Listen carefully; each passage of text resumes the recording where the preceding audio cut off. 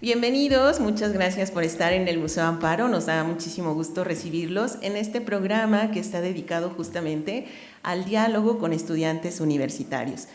Y hoy el tema es Introducción a la Cultura Maya. Nos da muchísimo gusto recibir a Eric Velázquez. Él dice que no, pero de verdad que es el investigador más importante en escritura y cultura maya en México. Así que, Eric, bienvenido, muchas gracias por estar aquí en el Museo Amparo, compartiendo este tema tan importante que va a ser una inducción para destacar las características del conjunto de sociedades que estaban emparentadas por una herencia lingüística y por características culturales comunes, tales como su ubicación geográfica, el devenir histórico, la subsistencia económica, la organización sociopolítica, la religión y otros logros intelectuales. Pues con mucho gusto se los presento. Eric Velázquez es licenciado en Historia, maestro y doctor en Historia del Arte por la Facultad de Filosofía y Letras de la Universidad Nacional Autónoma de México. Se desempeña como investigador en el Instituto de Investigaciones Estéticas de la UNAM y como profesor en la Facultad de Filosofía y Letras de la misma universidad. Es especialista en Historia, Historia del Arte y Epigrafía de los antiguos mayas, con una orientación en la gramatología o teoría de la escritura. Su libro más reciente es Morada de Dioses, los componentes anímicos del cuerpo humano entre los mayas clásicos, publicado por el Fondo de Cultura Económica. Actualmente está por concluir su temporada como coordinador del posgrado en Historia del Arte en la UNAM. En el Museo Amparo, Eric Velázquez ha investigado obras de la colección de arte prehispánico. Además, fue curador de la exposición El arte de los reyes mayas, análisis iconográfico y epigráfico, con obras de la colección permanente. Asimismo, ha impartido conferencias y participado en cursos y diplomados. Es autor, junto con Ana García Barrios, del libro digital El arte de los reyes mayas, que está disponible en nuestra página web www.museoamparo.com. Pues bienvenidos nuevamente, nos da muchísimo gusto que estén aquí y Eric, bienvenido. Comenzamos. Gracias, de verdad. Tenía tiempo que no estaba en este espacio de forma presencial. La última vez que vine fue poco antes de que estallara la pandemia, así que me da mucho gusto esta oportunidad que nos da la vida, no solamente de estar aquí, sino ya desde el mismo hecho de haber sobrevivido a esa dura prueba. Y bueno, pues también estar con tantos jóvenes que nos acompañan y que me irradian esa jovialidad que son ustedes. Y bueno, pues la plática del día de hoy es una sesión introductoria meramente, una charla de divulgación. Cuando hablamos de mayas, pues es una abstracción, convención, como decir europeos o latinos. En realidad estamos englobando un grupo heterogéneo de comunidades, no solamente que habitan en diferentes espacios, sino también que florecieron en diferentes momentos históricos y que incluso hablan diferentes idiomas. Vamos a ver también eso de los idiomas, que no hay un solo idioma maya, hay toda una familia lingüística. Yo creo que algunos de ustedes han tenido el privilegio viajar hacia allá, de pasar algunas vacaciones, de experimentar el calor tropical y húmedo, que es una característica pues, que también repercute en lo que conservamos en cuestión de cultura material sobre los mayas, porque prácticamente todo lo de materia orgánica se ha perdido, con excepción de algunas cosas valiosas, pero casi todo esto se descompone inmediatamente al cabo de pocos años por las inclemencias del clima húmedo y caluroso. Sin embargo, bueno, pues este territorio que están viendo en la pantalla, que es una parte del sureste de Mesoamérica, también es variado. Las mismas características geológicas son las que, para comenzar, propician esa variación. Ustedes saben que pues aquí está la zona de subducción de placas tectónicas, la placa de Centroamérica, la placa del Pacífico, y esto pues produce constantemente sismos. Se han ido a Guatemala, han estado en la capital de la República de Guatemala, habrán quizado, o si no, van a experimentar los sismos trepidatorios que seguido hay allí, porque los epicentros están bastante cerca. Y eso pues produce una gran cadena montañosa. A su vez da lugar a muchos pequeños valles y cañadas, y bueno, pues a una diversidad climática y también étnica y lingüística, porque es difícil comunicarse aquí en medio de tantas montañas, y el clima es templado, a veces es frío, a veces hay volcanes que alcanzan los 4.000 metros de altura, con climas prácticamente alpinos. Pero en cambio, tenemos acá en la parte central la selva perennifolia, la selva del Petén, donde hay árboles como el cedro tropical, la caoba, el chicozapote, la ceiba, que es el árbol sagrado de los mayas, con una gran cantidad de lluvia al año, donde siempre hay vegetación todo el año. Y al norte tenemos un clima caducifolio, también tropical, pero caducifolio, donde hay dos temporadas muy marcadas a lo largo del año, que son las lluvias y las secas. En la época de sequías, que es prácticamente, abarca finales del otoño, todo el invierno, el inicio de la primavera, pues los árboles están secos, no alcanzan las alturas de acá, de esta selva plena del Petén. Y bueno, pues esta parte estaba sumergida hace varios millones de años, cuando cayó el famoso meteorito de Chicxulub, que todavía se nota. Hay una especie como de perímetros de cenotes, que es el borde del cráter, que más o menos el cráter está aquí, de la caída de Chicxulub. Todo esto no existía, estaba sumergido, era un mar poco profundo, de unos 20 o 30 metros de profundidad cuando cayó ese meteorito.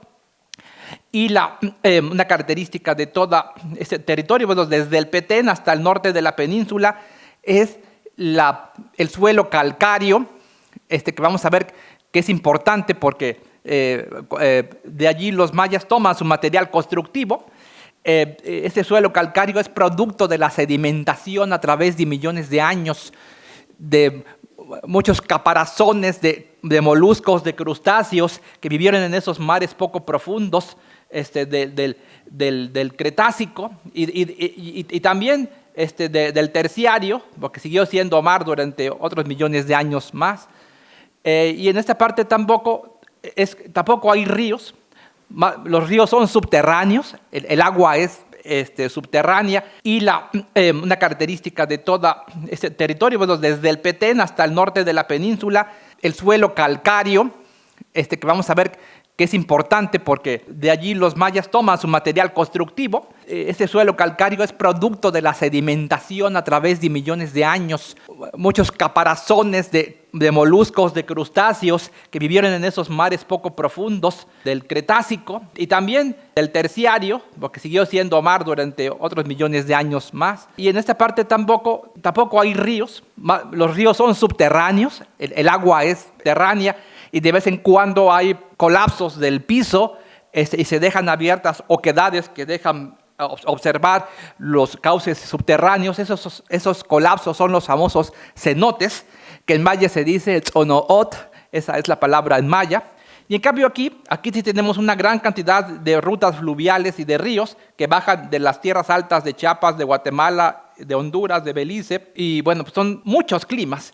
Inclusive aquí en esta zona, ya desde el norte del Petén y parte de Tabasco, tenemos también sabanas y llanuras abiertas y también lugares pantanosos, cenagosos. Pues todo esto ya de por sí nos produce una gran diversidad de microclimas, sin contar los manglares que están en las costas, ¿sí? Que son otro microclima importante.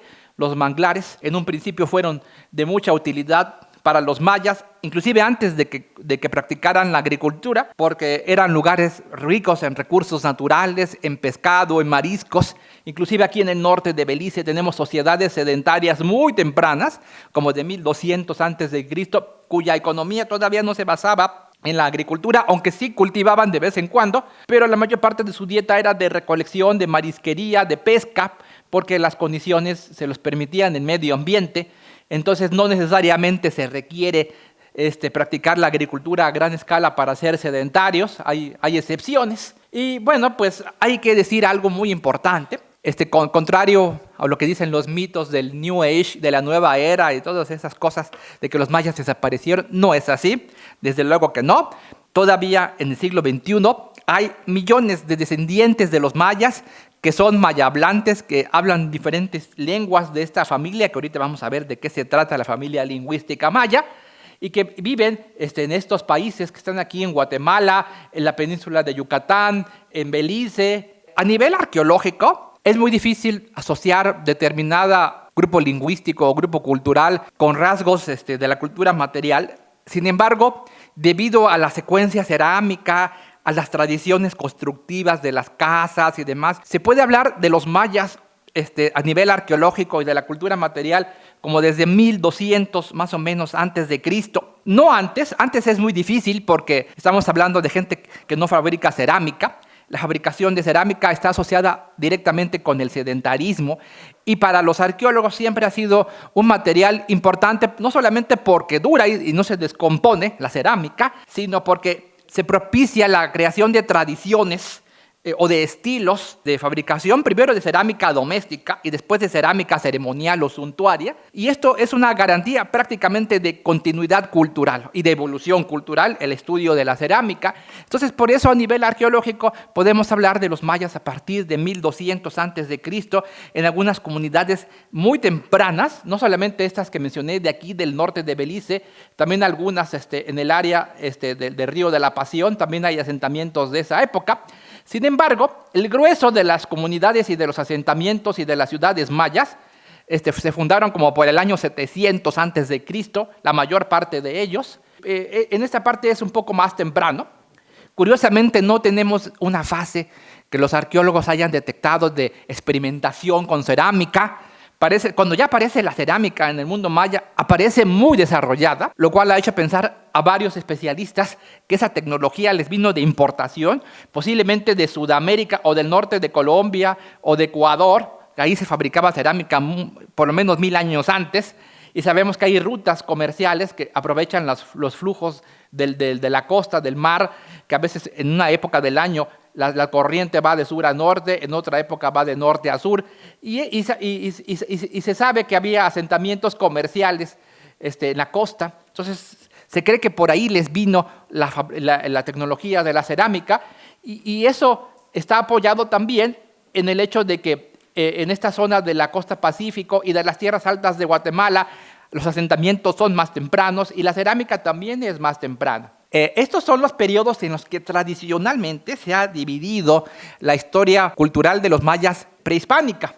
Mayistas llaman formativo o también llamado preclásico, que es pues inicia con una primera etapa de aldeas igualitarias, ya basan su economía en la producción de alimentos a través de la agricultura, aunque ello no quiere decir que hayan renunciado completamente a la caza, a la pesca, a la marisquería, nunca lo hicieron, siempre era un complemento. A finales del preclásico medio, más o menos hacia 700, 600 antes de Cristo, tenemos la fundación de lo que posteriormente van a ser ciudades ya en el preclásico tardío, las primeras urbes que vamos a ver en algunas imágenes, con arquitectura muchos metros de alto, con una gran masa volumétrica constructiva, con una capacidad de organización y descentralización del poder. Y en el periodo clásico es el que conocemos mejor, no solamente por la arqueología, sino porque de esta época proceden la mayor parte de los textos jeroglíficos, que tenemos alrededor de unos 10,000 textos jeroglíficos, la mayoría en piedra, que ya podemos leer y entender en muy buena medida, y eso nos ha permitido entrar a los detalles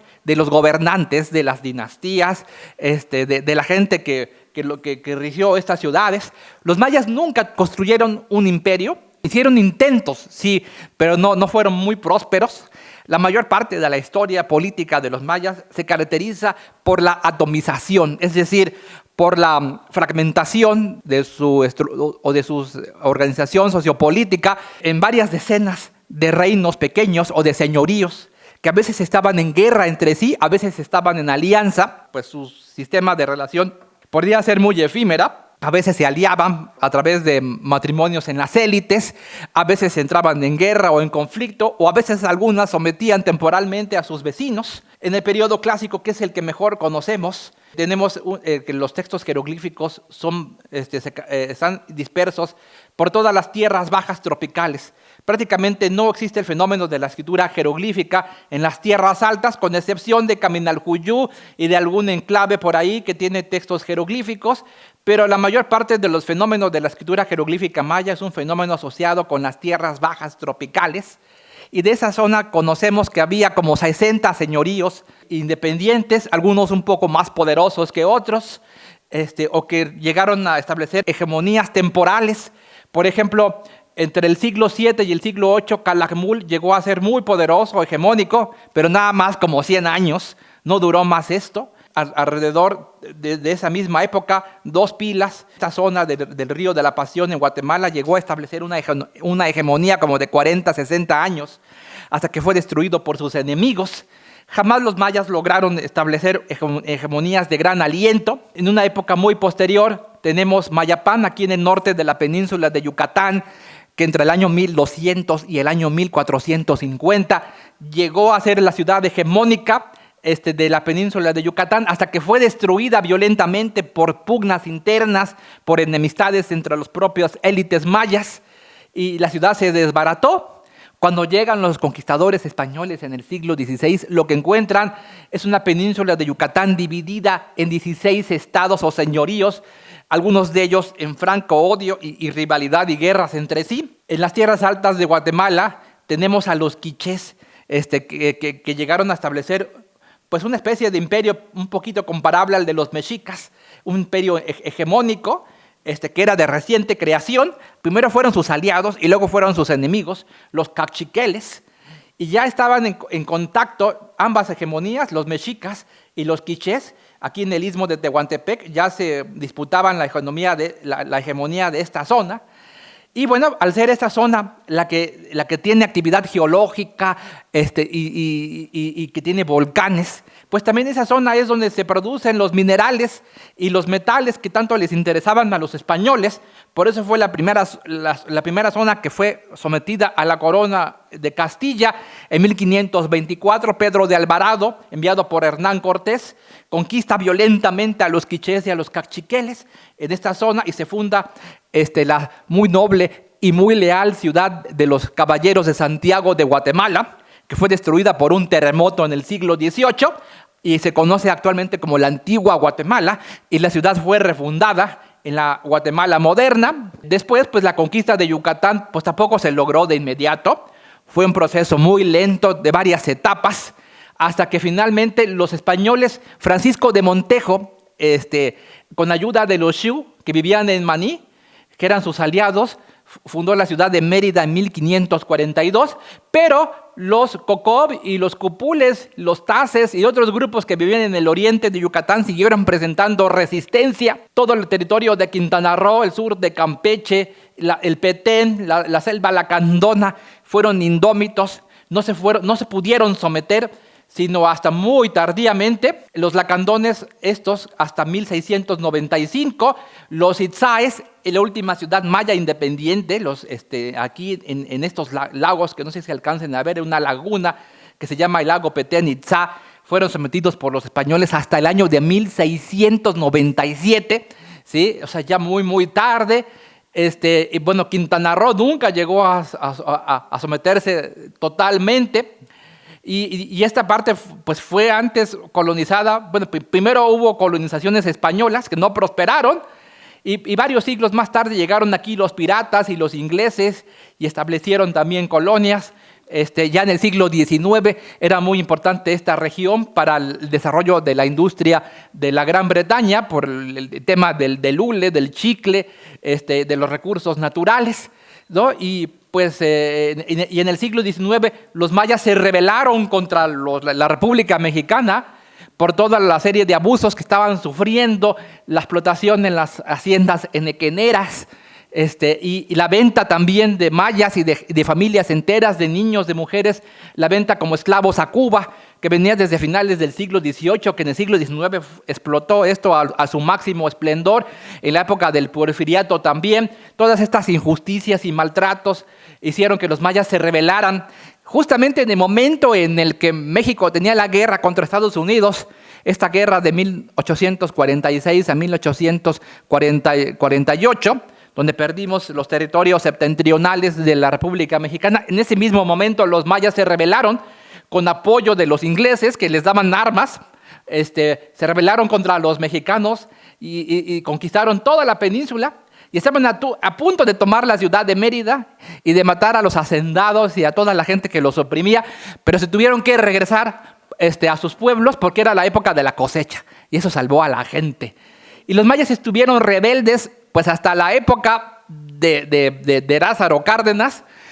Con Lázaro Cárdenas fue cuando ya firmaron un tratado de pacificación completa y comenzó pues, a construirse el ferrocarril y llegó acá la cultura moderna de México, de la República Independiente, pero cuando estuvieron rebeldes en el siglo XIX, había aquí una ciudad en el centro de Quintana Roo, que ahora se llama Felipe Carrillo Puerto, que llegó a ser la capital de los mayas rebeldes y le llamaron Chan Santa Cruz.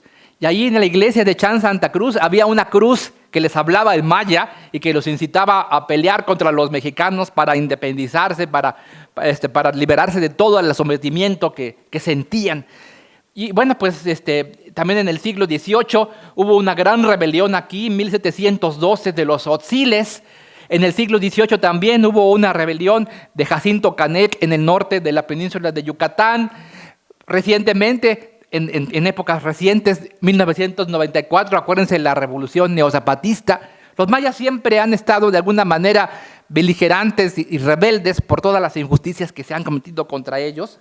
Así que la historia de los mayas no termina con la conquista, al contrario, ahora están muy en boga los estudios de los mayas coloniales, de los mayas modernos, y además, ¿qué creen? Hay una disciplina que se llama la lingüística histórica, y gracias a la lingüística histórica sabemos que existen los idiomas de la familia maya por lo menos hace 4.000 o 4.500 años. Así como, por ejemplo, ustedes saben que el latín es el idioma madre de las lenguas romances o latinas, como el español, el catalán, el italiano, el francés, el rumano, estas lenguas latinas o romances. También los idiomas mayas tienen una protolengua que se llama el protomaya, y esa lengua se dejó de hablar hace unos 4.000 o 4.200 años. O sea, mucho antes de que los mayas fueran sedentarios y mucho antes de que fabricaran cerámica, ya existían hablantes de estas lenguas. Todo indica que los hablantes de protomaya vivían aquí, en esta región, que se conoce como los Altos Cuchumatanes. Es una zona donde está el departamento de Huehuetenango, en Guatemala, donde limita prácticamente con Chiapas. Este es el árbol lingüístico, este es un mapa de la familia lingüística maya, para que vean de qué se trata.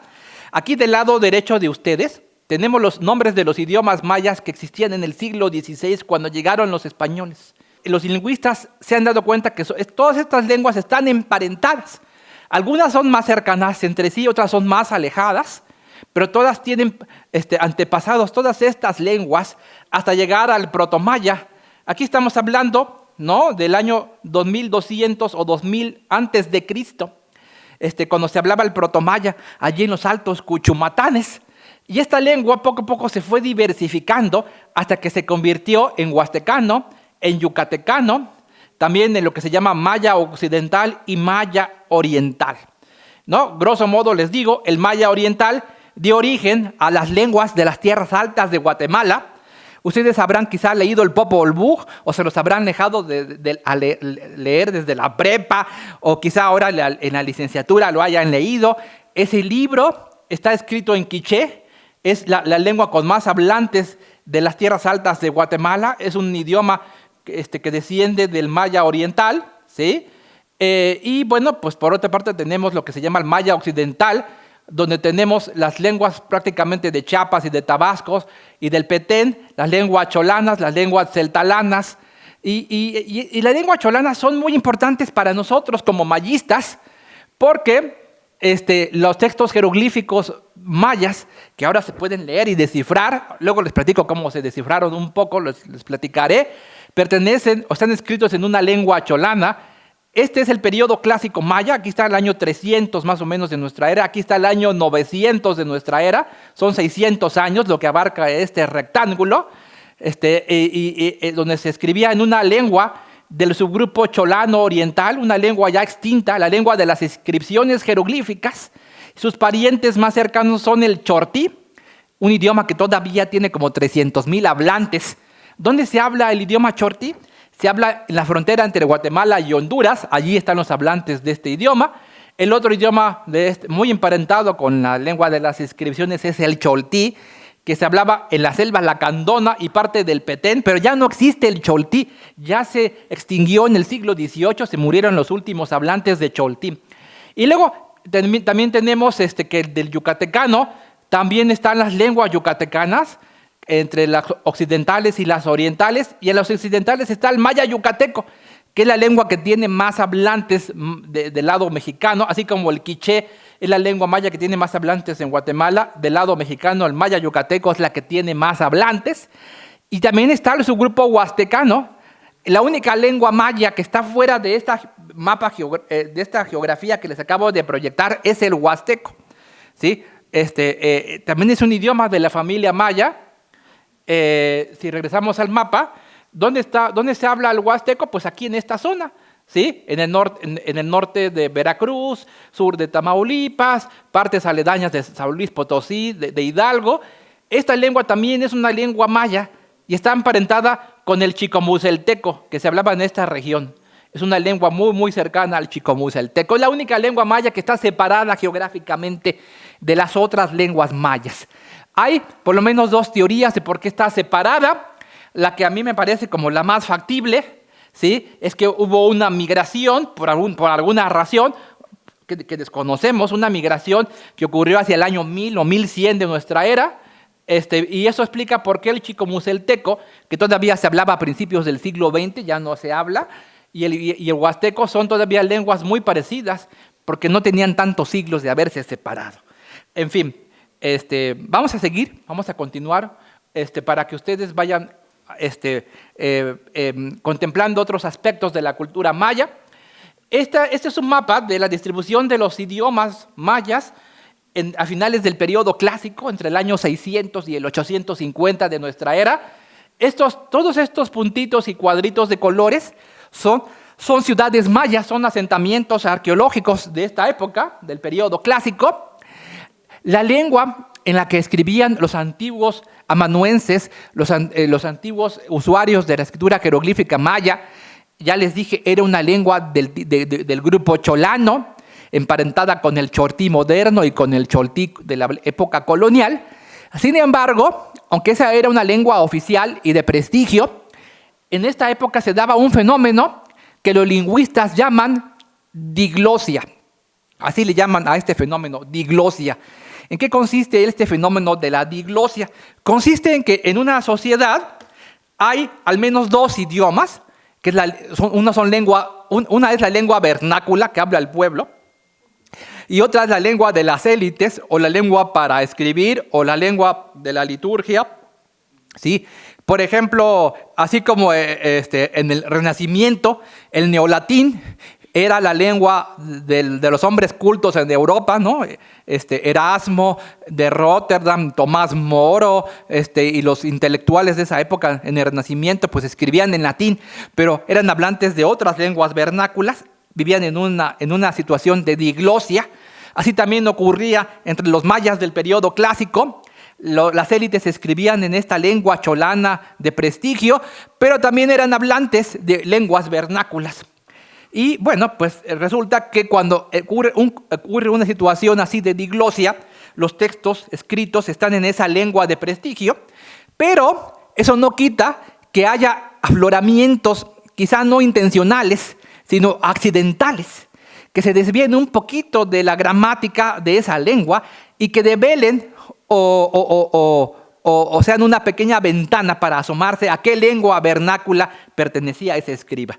Pues estos elementos se llaman interferencias lingüísticas, digamos, son así como accidentes de los escribas, que a veces podían ser accidentes morfológicos o sintácticos o a veces fonológicos, que no iban muy de acuerdo con la lengua de prestigio, pero que revelaban cuál era la lengua vernácula. Esos elementos también se han estudiado y se ha visto, por ejemplo, que estudiándolos son una ventana para saber la distribución de las lenguas en esa época.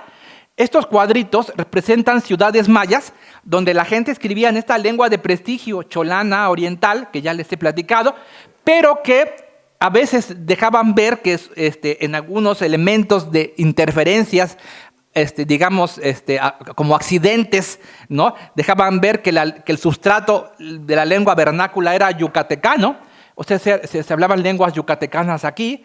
Luego estos puntitos de color verde representan ciudades donde se hablaban una lengua cholana de tipo occidental, muy posiblemente antecesor del chontal o del chol. Estos puntitos como lilas, donde está la ciudad de Toniná en Chiapas, y la ciudad de Tila, que son asentamientos arqueológicos. Allí también se nota que la lengua vernácula era un tipo de celtal o de celtalano muy temprano. Estas ciudades con puntos de color azul claro representan ciudades donde la lengua vernácula era un ancestro del chortí moderno o del chortí colonial. Aquí tenemos una pequeña ciudad llamada Chamá, con un color ocre, donde los mayas pintaban vasijas de cerámica con textos jeroglíficos en esta época. Todos escribían en esa lengua de prestigio cholana, pero les digo, a veces había accidentes que dejaban ver esta lengua vernácula, y lo que se nota es que la lengua vernácula de estas personas estaba asociada con el quechí o con alguna lengua de acá, de las tierras altas. O sea, ya se nota que en el periodo clásico había muchos idiomas mayas, y ahora los podemos documentar por escrito, porque cuando se descifró la escritura maya, no solamente es una ventana para estudiar la historia de los linajes mayas, la vida de los gobernantes, sus fechas de guerras o de entronizaciones, también son una ventana para conocer la historia lingüística, de la evolución lingüística, con textos escritos de primera mano que son muy, muy anteriores a la conquista. Sí, digamos, es la primera sociedad de este continente, del Nuevo Mundo, la primera sociedad de América que nos permite asomarnos a textos, a fuentes documentales escritas que son 600, 700, 800 o 1000 años anteriores a la llegada del alfabeto europeo, ¿sí? Más adelante les voy a platicar cómo funciona la escritura maya. Vamos a ver la siguiente lámina. Miren, fíjense en este mapa. Así estaban distribuidas las lenguas mayas en este periodo. Observen que las lenguas yucatecanas se restringían a esta región. ¿Qué pasa en el siglo XVI? En el siglo XVI, las lenguas yucatecanas se expanden hacia el sur. Todas estas son lenguas yucatecanas. Sabemos que después del año 900, cuando se terminó el periodo clásico maya, las lenguas yucatecanas se expandieron hacia el sur. Hubo migraciones de norte a sur, lo que ya se intuía a través de la arqueología, a través de la documentación de las fuentes coloniales, pero ahora gracias al desciframiento de la escritura maya se puede comprobar, ¿no? Y esta zona es de las lenguas cholanas, desde la laguna de Términos y de Tabasco, todo el Petén hasta el lago Izabal y hasta la región del río Motagua y del río Copán en Honduras. Todas estas regiones de lenguas cholanas es el grupo de lenguas emparentadas más cercanamente con los textos jeroglíficos, y la mayor parte de los idiomas mayas se aglomeran aquí, se agrupan o se atomizan en esta parte. ¿Por qué creen? Pues tiene mucho que ver la orografía. Si recuerdan el mapa de las montañas, esta zona es montañosa, tiene muchas barreras naturales, y eso propicia la diversidad cultural y lingüística, que por eso es mayor aquí que acá. Aquí hay más uniformidad lingüística y cultural, y aquí hay mayor diversidad.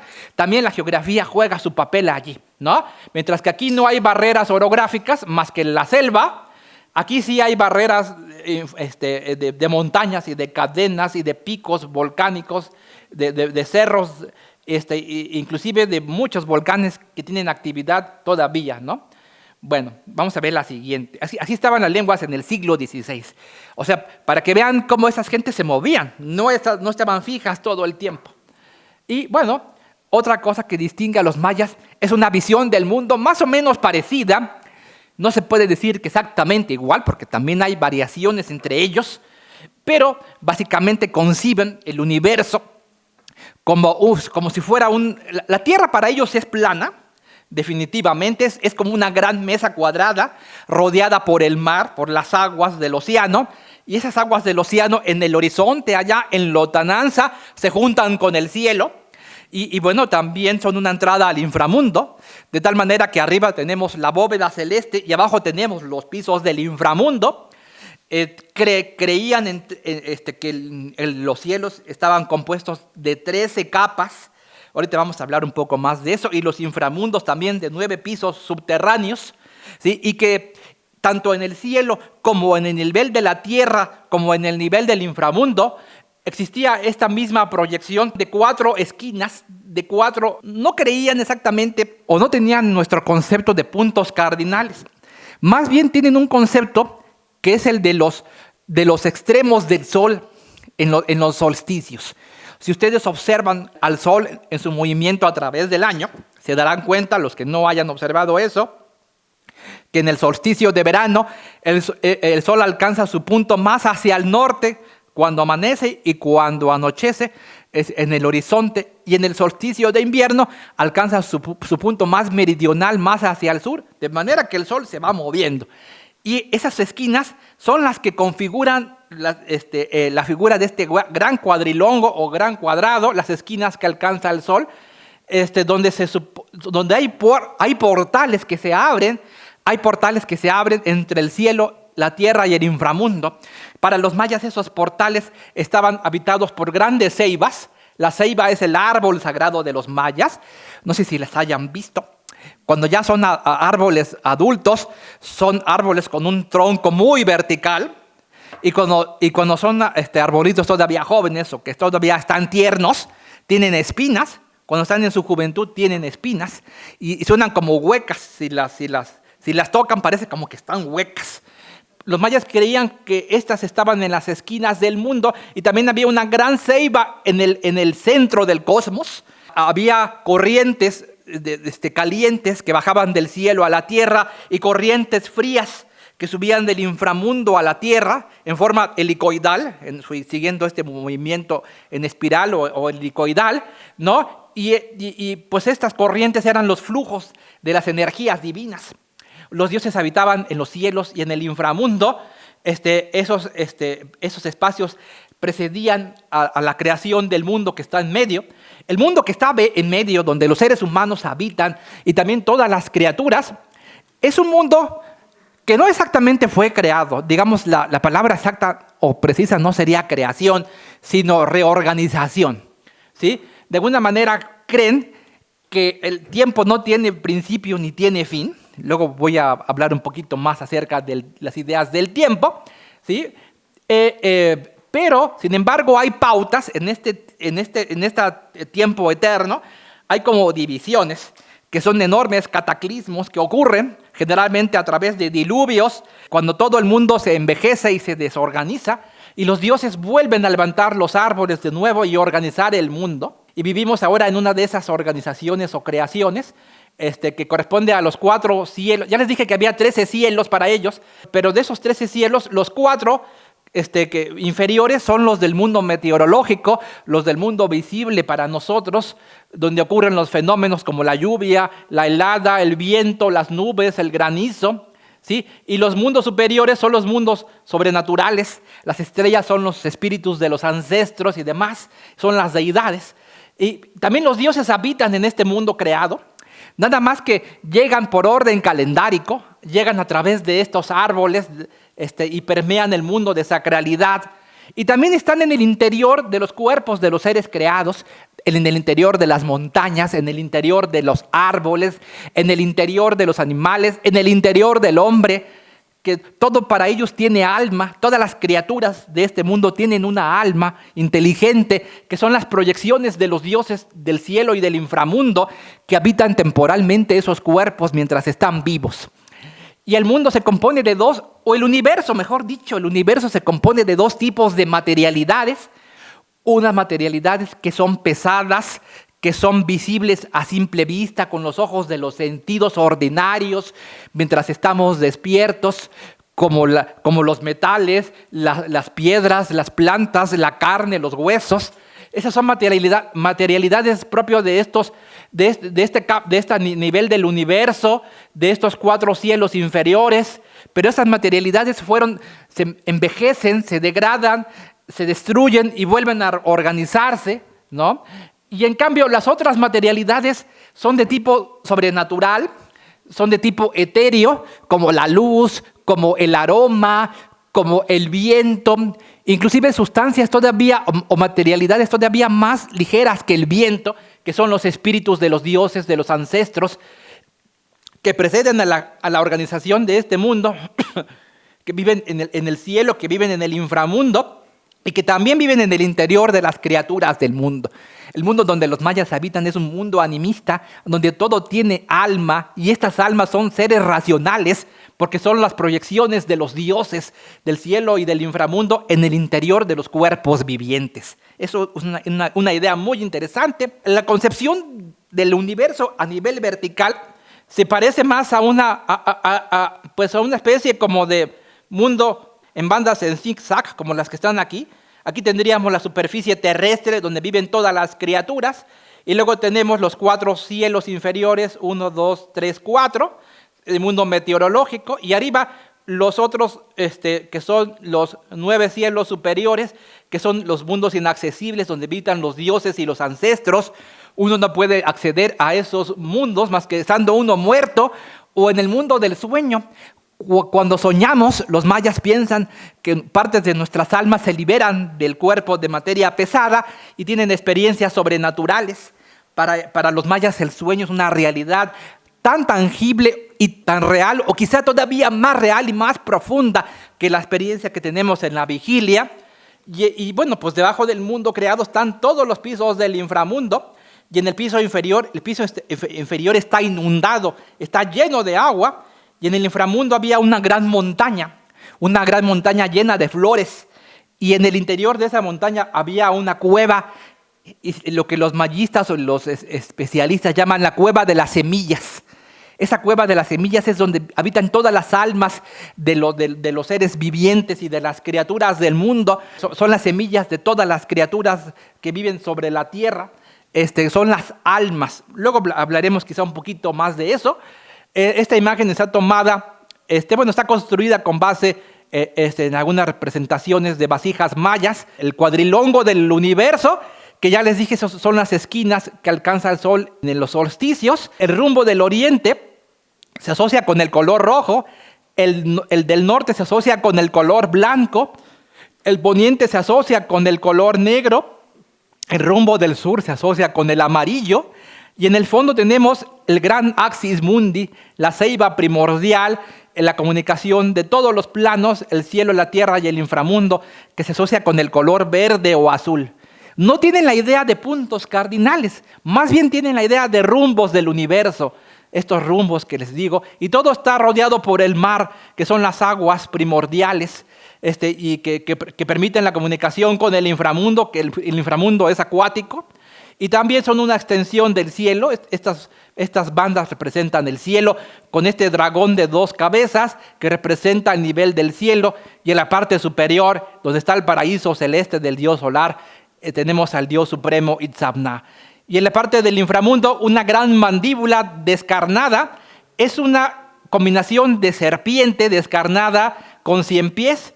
Tenemos aquí los dientes y los colmillos y la escama supraocular de la serpiente, que es el puro cráneo de la serpiente, está descarnada, pero tiene forcípulas de 100 pies. Y este gran ser devora a los seres que caen ahí, los descarna, de tal manera que todo se recicla. Tanto el alma como la carne, y todas las materialidades se reciclan para dar lugar a nueva vida. Ese es el universo donde habitan los mayas. El inframundo es femenino, el cielo es masculino, el inframundo es frío, el cielo es caliente. Pues es una gran dualidad de pares complementarios que dan vida y movimiento al mundo. Y el curso del sol a través del cielo, porque el sol pasa por todos los lugares, es el sol el que produce el tiempo-espacio. Para ellos, tiempo y espacio están unidos, están asociados, porque, acuérdense que el sol se desplaza a lo largo del horizonte. Eso ya se está marcando que cada día del calendario tiene un lugar en el espacio, ¿no? Y el sol, en su camino diario, se eleva desde el amanecer hasta el cenit, luego sigue por el inframundo, y luego vuelve por el oriente, ¿no? Y este es el camino que siguen también las almas de todos los que mueren, de todos los que fallecen, que penetran al camino del sol y siguen el mismo rumbo de la ruta solar. El sol es el gran organizador del tiempo-espacio. Y bueno, pero eso no quiere decir que tuviera nada más al dios del sol. Los mayas eran politeístas y creían en muchísimos dioses. Estos son algunos de los dioses principales, nada más. De hecho, son los dioses que aparecen en los códices mayas con los animales sagrados. Los animales son epifanías de los dioses. Por ejemplo, aquí tenemos un venado, un perro, un zopilote, el ave muán, que es un ave del inframundo, una guacamaya, un tigrillo o jaguar. Bueno, todos estos animales son epifanías de los dioses, son manifestaciones de los dioses. Y aquí tenemos a los dioses, que son esencialmente antropomorfos, pero con características de otros seres también. Todo el arte maya, toda la iconografía maya está compuesta de criaturas que son híbridos. No tenemos especies como tal distinguibles de que pueda uno decir, bueno, pues este es un jaguar completamente. El jaguar también tiene elementos de ninfea o de nenúfar. O este es un venado, pues también el venado va a tener un avispero, una especie como de nido de avispas en la cornamenta, en las astas del venado. Casi todo lo que tenemos en el arte maya son seres híbridos. Esa es una característica de la iconografía maya. Y bueno, pues la figura humana pues es un tema primordial del arte de los mayas, y la representación de los dioses no está exenta de la figura humana. A finales del siglo XIX hubo un investigador, un alemán llamado Paul Schellhas, se escribe Paul Schellhas, SCH, Schellhas con doble L, y él fue la primera persona que estudió a los dioses de los códices mayas. Se dio cuenta que había una relación entre la imagen del dios, o sea, su pintura, y determinados jeroglíficos, que cada vez que aparecía esa imagen había un jeroglífico que supuso que era el nombre del dios y no se equivocaba. Pero como en ese tiempo no se podía leer la escritura maya, simplemente los clasificó como dios A, dios B, dios C, dios D, dios E, etc. Por ejemplo, en la categoría de dios A están los dioses de la muerte. En la categoría de dios B, ¿no?, está el dios de la lluvia. Por ejemplo, el dios Q es el del sacrificio humano. El dios solar es el dios G de gato. Y así sucesivamente, ¿no? La diosa lunar joven, que gobierna de la luna nueva a la luna llena, o sea, en luna creciente, es una diosa joven, es la diosa I. La diosa que va desde luna llena hasta luna nueva, o sea, la luna menguante, es una anciana, es la diosa O, ¿no? Y hoy en día ya podemos leer muchos de los nombres de estos dioses en su propio idioma, porque ya se ha podido descifrar la escritura maya, que luego les platico un poco cómo funciona la escritura maya. Son nada más las imágenes de los dioses principales, pero en realidad, si uno excava en la mitología maya, tienen una gran cantidad de dioses o de deidades, casi para cualquier cosa, algunas que tienen mayor poder que otras, unas tienen más jerarquía. También, así como los seres humanos nos organizamos en sociedades jerárquicas, los dioses para los mayas también tienen jerarquías. Y algunos de ellos que son importantes también son los dioses de las enfermedades. Son dioses que viven en el inframundo, que causan las enfermedades y que a veces se alían con los gobernantes mayas y se vuelven almas complementarias, pasan a vivir del inframundo, pasan a vivir en el pecho, en el corazón, en el tórax de los gobernantes mayas, y son aliados de los gobernantes. Y durante el sueño, en la noche, estos aliados salen por la boca y producen enfermedades o producen desgracias hacia los enemigos de los gobernantes mayas. Y ellos están viviendo en sueños lo que está pasando o las experiencias que va teniendo esa alma complementaria, de manera que los gobernantes no descansan, todo el tiempo están trabajando. Si es de día, están gobernando de forma visible, tangible, mensurable a sus súbditos. Si es de noche, están soñando y están mandando sus desgracias o están presionando a sus enemigos a través del sueño. Entonces los gobernantes de alguna manera no descansan, son personas poderosas que tienen muchas almas. Los mayas creían que los seres humanos tienen muchas almas porque son una sociedad politeísta. Las sociedades monoteístas creen en una sola alma, y en cambio las sociedades como los mayas que son politeístas tienden a creer en una diversidad de almas.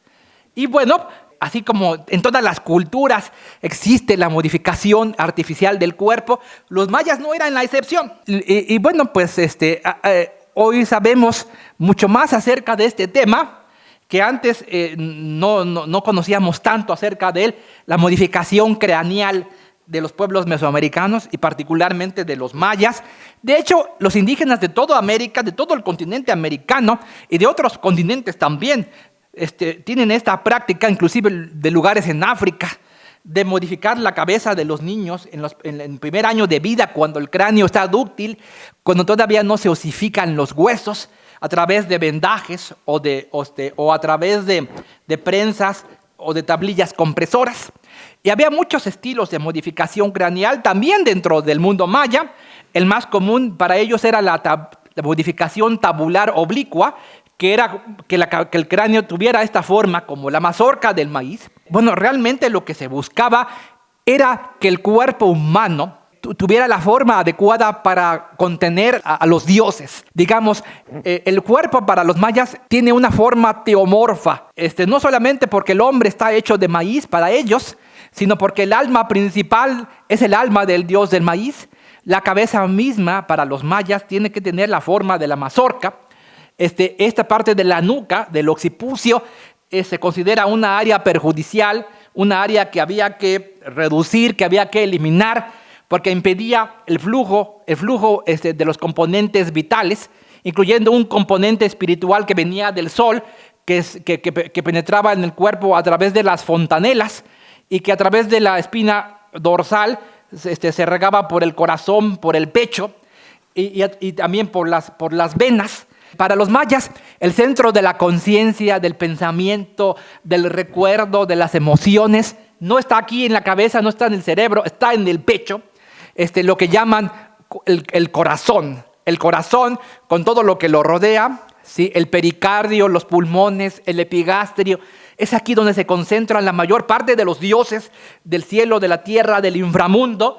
Y estos dioses, cada uno de ellos tiene conciencia, tiene voluntad, y esas voluntades y conciencias son la conciencia humana. Así explican los mayas por qué los seres humanos somos personas contradictorias. Hasta cierto punto, pues estas diferentes voluntades interiores tienen que ir de la mano cuando el hombre está sano, pero cuando están en discordia, nos desequilibran totalmente, llegan las enfermedades mentales, llegan las enfermedades emocionales, psíquicas, y que también se manifiestan somáticamente, y si llega a ser crisis esto, pues la puede conducir a uno incluso a la muerte. Y estas, aunque se concentran aquí en el pecho, todas estas voluntades y estas energías vitales, estas conciencias, también se riegan por la sangre, por las venas. Todavía en la actualidad, si uno va con los curanderos mayas que viven en lugares remotos, en las tierras altas de Guatemala, los curanderos de los quichés, de los cachiqueles, de los ixiles. Bueno, para empezar, si uno tiene una enfermedad o una consulta y los va uno a ver, a visitar, no lo reciben a uno si no lo soñaron antes, porque el sueño pues es una vivencia real. Si a uno lo reciben porque lo soñaron antes y ya sabían que iba uno a ir, porque se anticipan y lo estaban a uno esperando, entonces viene el diagnóstico de la enfermedad. ¿Cómo diagnostica la enfermedad el médico maya? Pues tomando el pulso. Tomando el pulso es una manera de comunicarse con esos espíritus interiores, y hay un lenguaje mágico, una jerga lingüística para comunicarse con los dioses que viven adentro del cuerpo y que le revelen a uno la causa de la enfermedad o la razón y también la cura.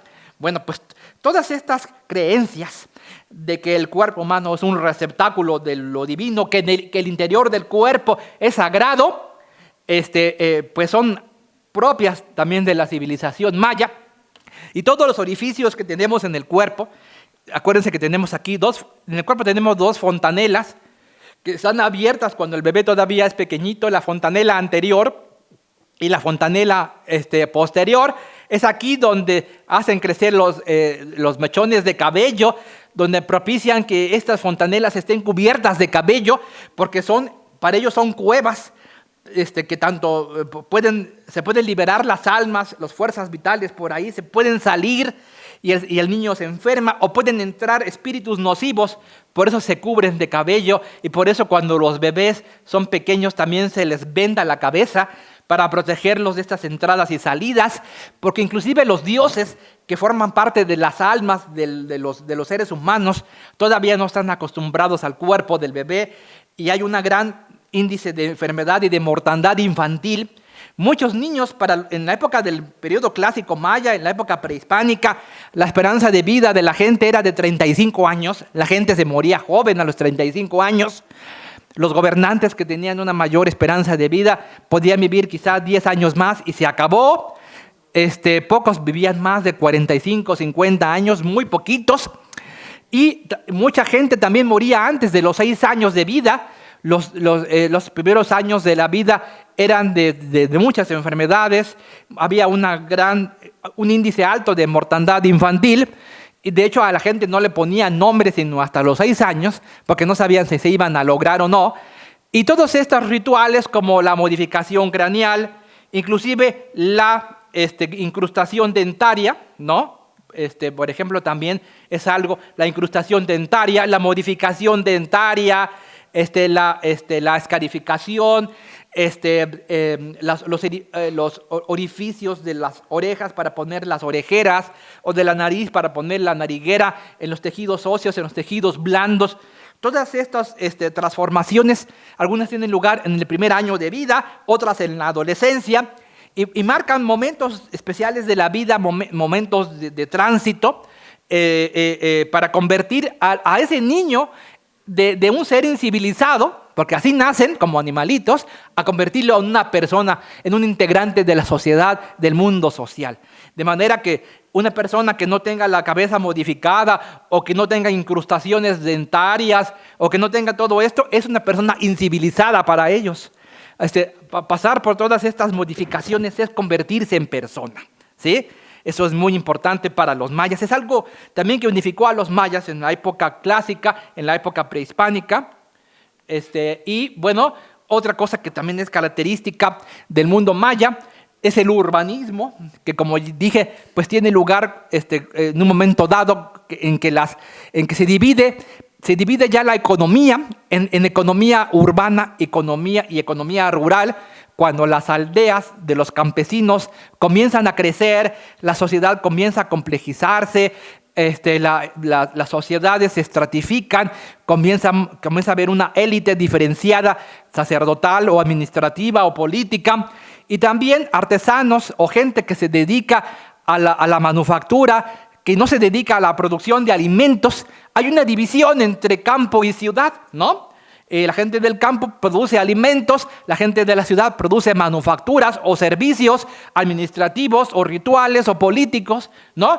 Entonces comienzan las primeras ciudades, que es una división entre ciudad y campo, y el territorio maya, aunque yo les haya dicho que son tierras altas y tierras bajas, las tierras bajas tropicales tienen una gran cantidad de elevaciones y de hundimientos. En realidad aunque es selva, y no hay montañas, a pesar de eso hay colinas, hay bajos inundables, hay laderas, todo es regular, ¿no?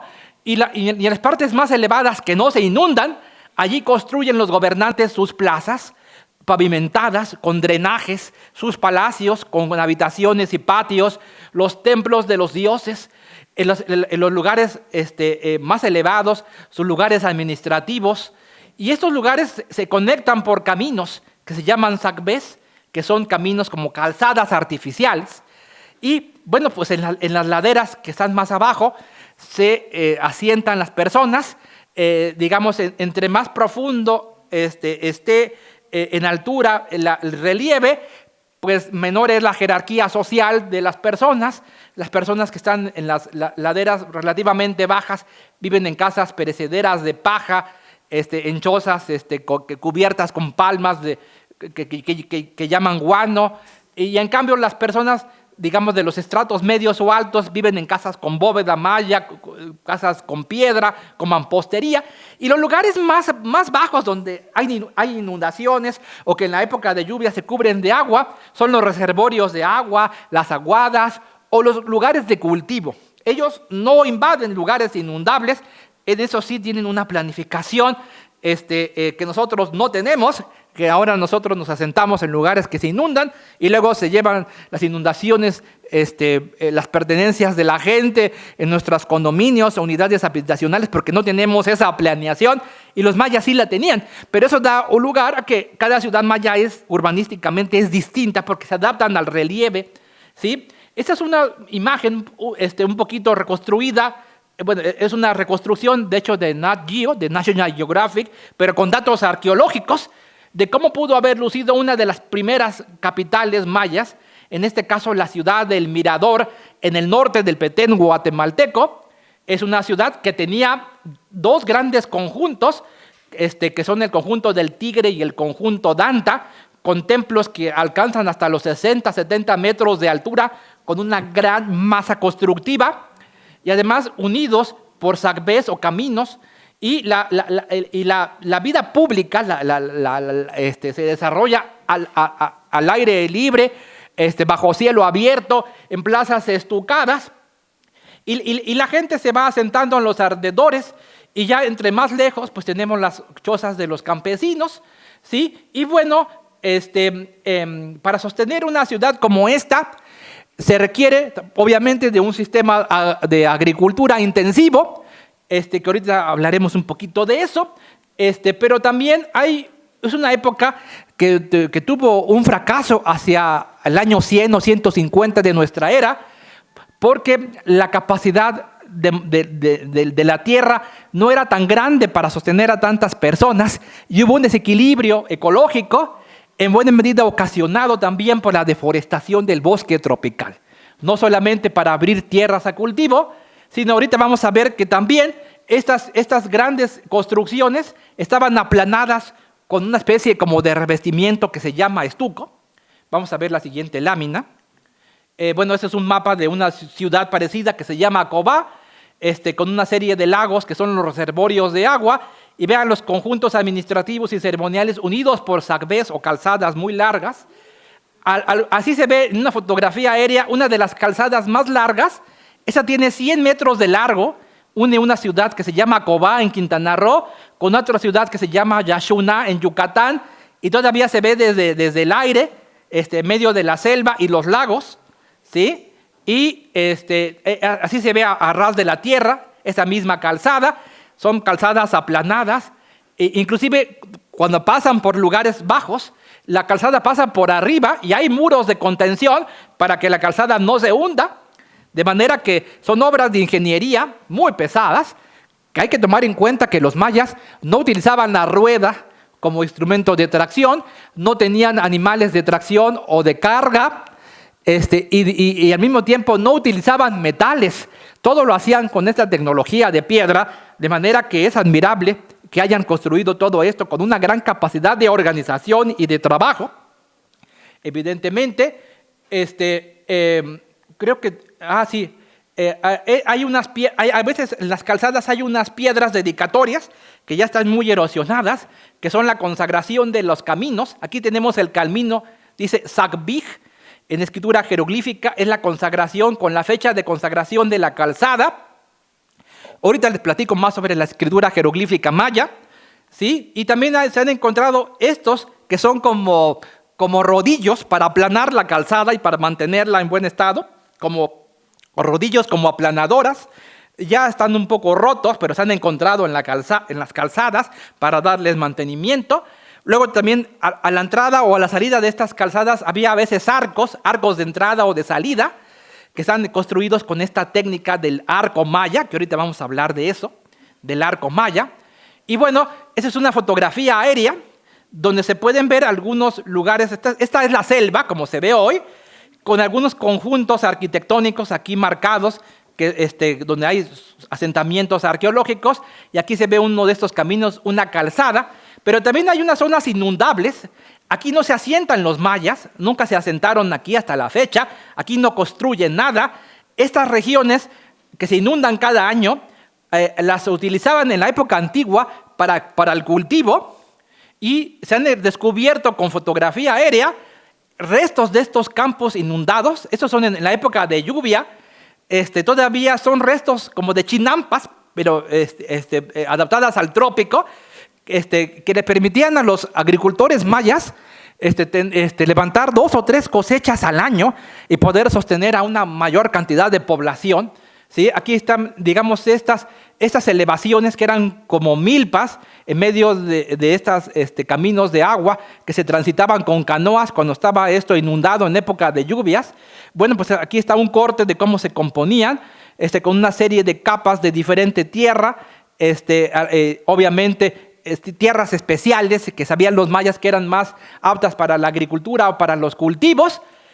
Generalmente la agricultura tradicional de los mayas no permite sostener a mucha población, porque la agricultura que los mayas suelen practicar es una agricultura de temporal, es decir, que depende de las sequías o de las lluvias, y que se basa en la deforestación de la milpa a través de hachas, y luego se deja, y luego esa madera, esa hierba que se corta en la época de sequías se incendia, se deja quemar. Entonces tenemos el campo lleno de cenizas y allí comienzan a cultivar, y el primer año les da un buen rendimiento, el segundo año les da un poco menos, pero al cabo de 2 o 3 o 4 o 5 años ya no les es redituable cultivar allí porque se llena de maleza tropical que ahoga las plantas, y tienen que buscar otro campo, otro pedazo de selva para deforestar y abrir otra vez la milpa.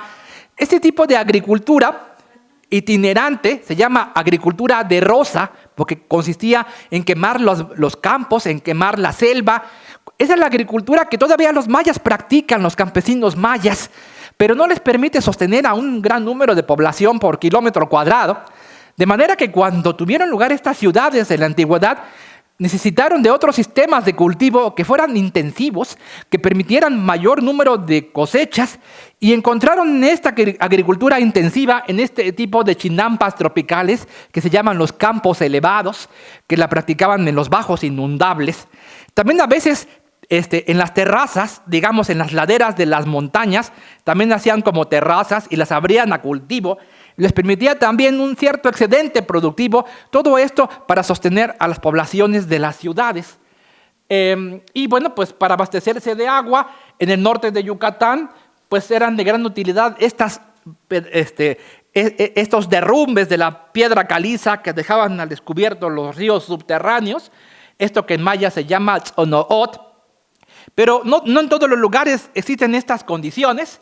Hay lugares donde construyen estos cisternas que se llaman chultunes. Son cisternas excavadas y hay un piso pavimentado con una ligera inclinación, de manera que cuando llovía el agua de la lluvia se depositaba aquí, y había también una tapa para estas cisternas.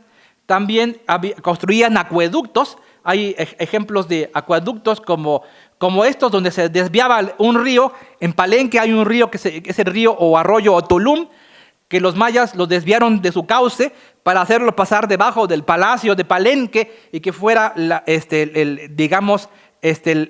yacimiento de agua potable para el gobernante.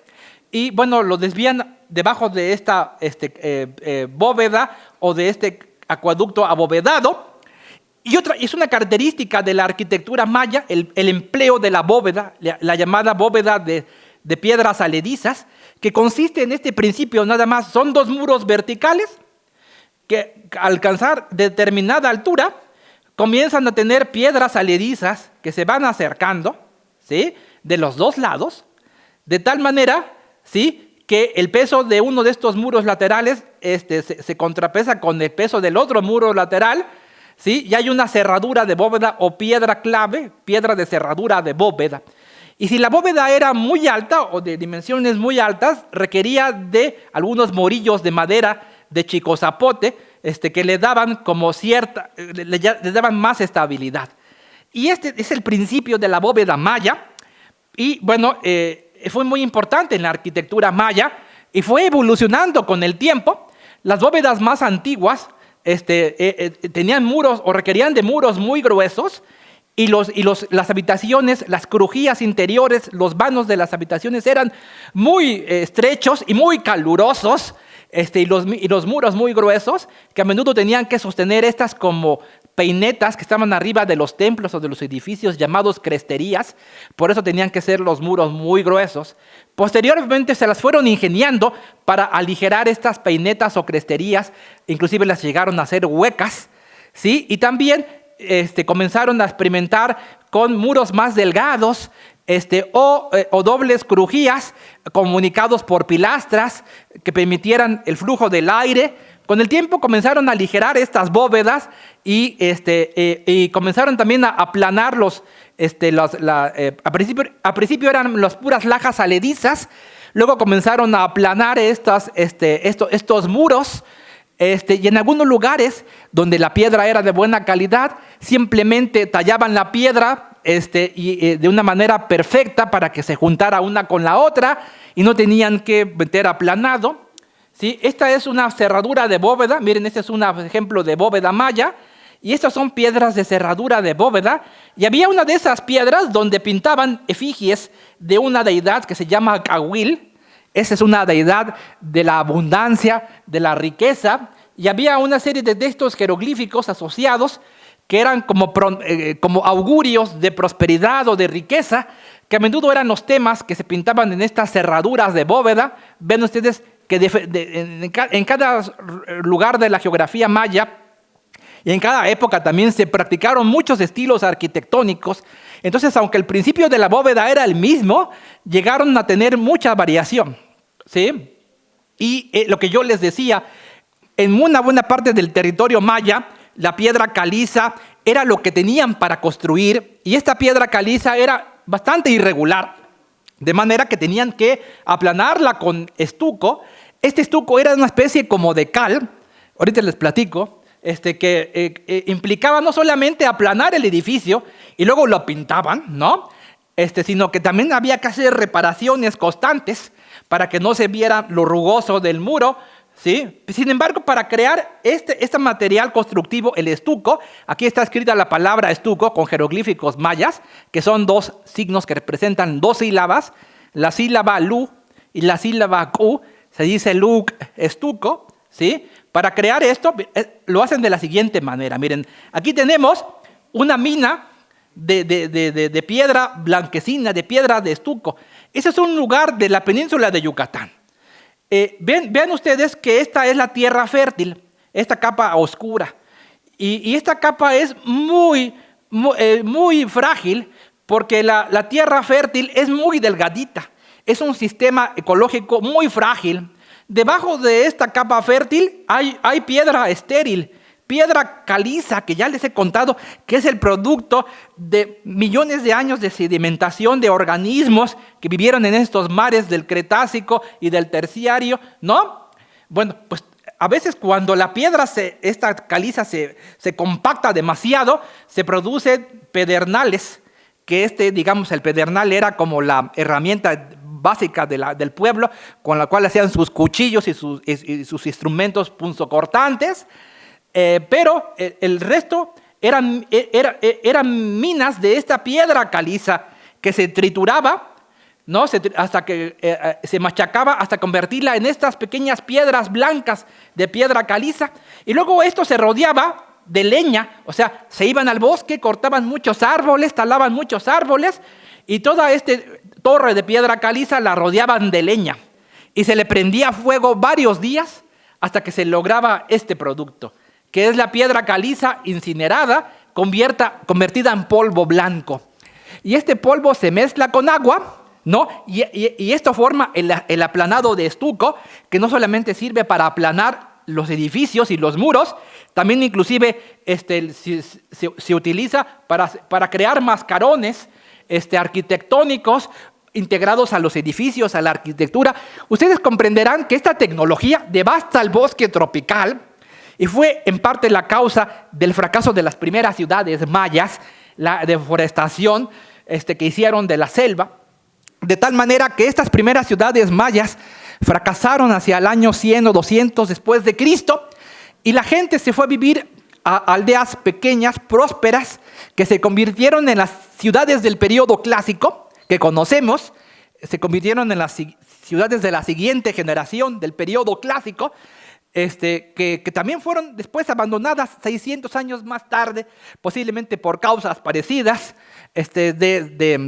La capacidad ecológica llegó a su límite debido a la sobrepoblación, ¿no? Y sabemos que hacia el final, hacia el año 800, 750 de nuestra era, lo sabemos por los textos jeroglíficos, hay una gran cantidad de guerras entre los mayas, la gente se está peleando por los recursos naturales, y entonces esta segunda generación de ciudades del año 300 al 600 vuelven a fracasar con su sistema político, y bueno, así llegamos al periodo que se llama posclásico, que tiene dos etapas, el posclásico temprano y el posclásico tardío.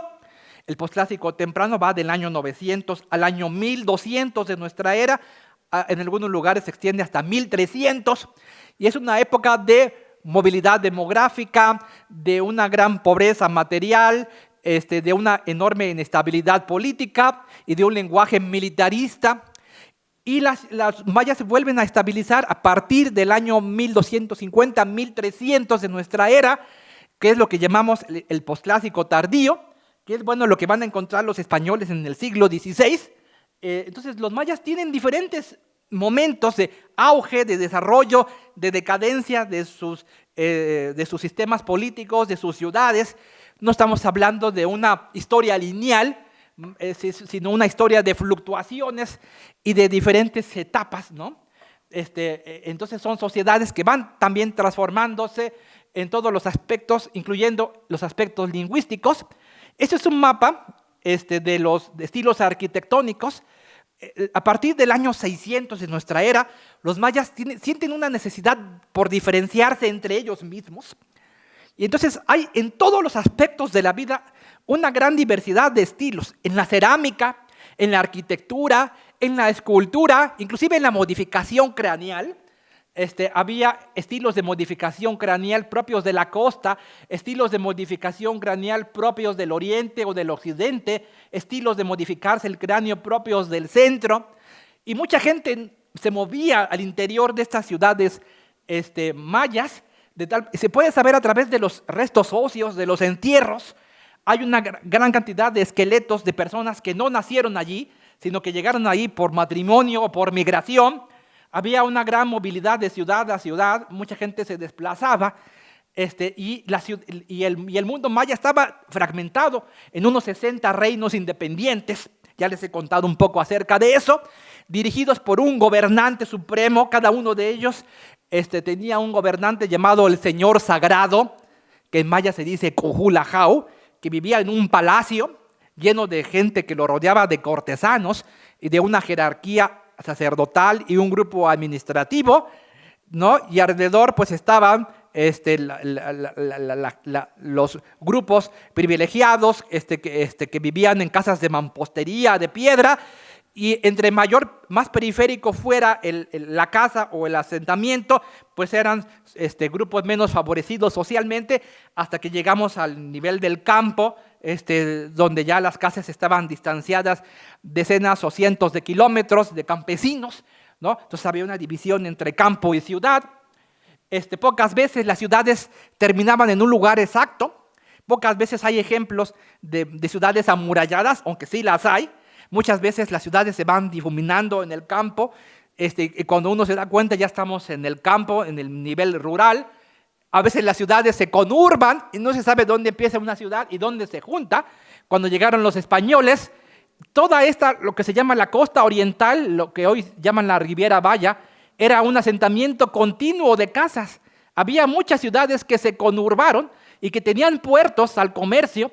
Había una sociedad, un grupo maya que se estableció en esta zona en Tabasco y en la laguna de Términos, que se conocen como los chontales o putunes, y ellos eran los comerciantes, comerciaban con la costa del Golfo, con el centro de México, y tenían una navegación costera, y llegaban hasta acá a sus puertos comerciales en el Golfo de Honduras. A veces se metían por los ríos al interior, eran grandes navegantes, ¿no? Y bueno, pues una gran diversidad de estilos arquitectónicos. Bien, déjenme ver. Y bueno, nada más para mencionarles algunos elementos ya para ir cerrando esta conferencia que son básicos en la arquitectura maya. Hemos hablado un poquito de las bóvedas, que es una característica de la arquitectura maya, la bóveda maya de piedras saledizas, pero también hay que mencionar otros elementos como son, digamos, los dinteles y las jambas, que son a veces elementos sí constructivos de los vanos de las entradas, que en ocasiones tienen inscripciones o textos jeroglíficos, o los paramentos y las jambas. Muchas veces todas las construcciones están sobre plataformas con escaleras, y algunas son escaleras voladas que no tienen alfardas, otras sí tienen alfardas. Los paramentos y los frisos exteriores, todo esto estaba pintado, estaba aplanado de estuco. El color que predominaba en el exterior de los edificios era el color rojo, era el color de la energía solar, el color de la sangre, el color también de la vida, de la carne. Se concebía que los edificios estaban vivos. Cuando se les construía, se les hacían ceremonias de activación ritual, donde se les depositaban ofrendas, inclusive sacrificios humanos o de animales para darles vida a estos edificios que estaban vivos. Y llegaban a cierto momento en el que los mayas consideraban que esos edificios ya habían llegado a su fin útil y los destruían, y arriba construían otros edificios. Digamos que el tocado, ¿no?, la parte superior de los edificios es esta crestería, que es como el penacho o el tocado que nos ponemos nosotros, o el sombrero, porque eran seres vivientes. Inclusive en los textos jeroglíficos los nombres de los edificios tienen nombre propio, ¿no? Y entonces en estas cresterías a veces hay esculturas o hay pintura también con imágenes de las deidades que se puede ver desde lejos, ¿no? Son características de la arquitectura maya, y los mayas escribían en donde fuera. Escribían en las escaleras jeroglíficas, escribían al interior de las tumbas.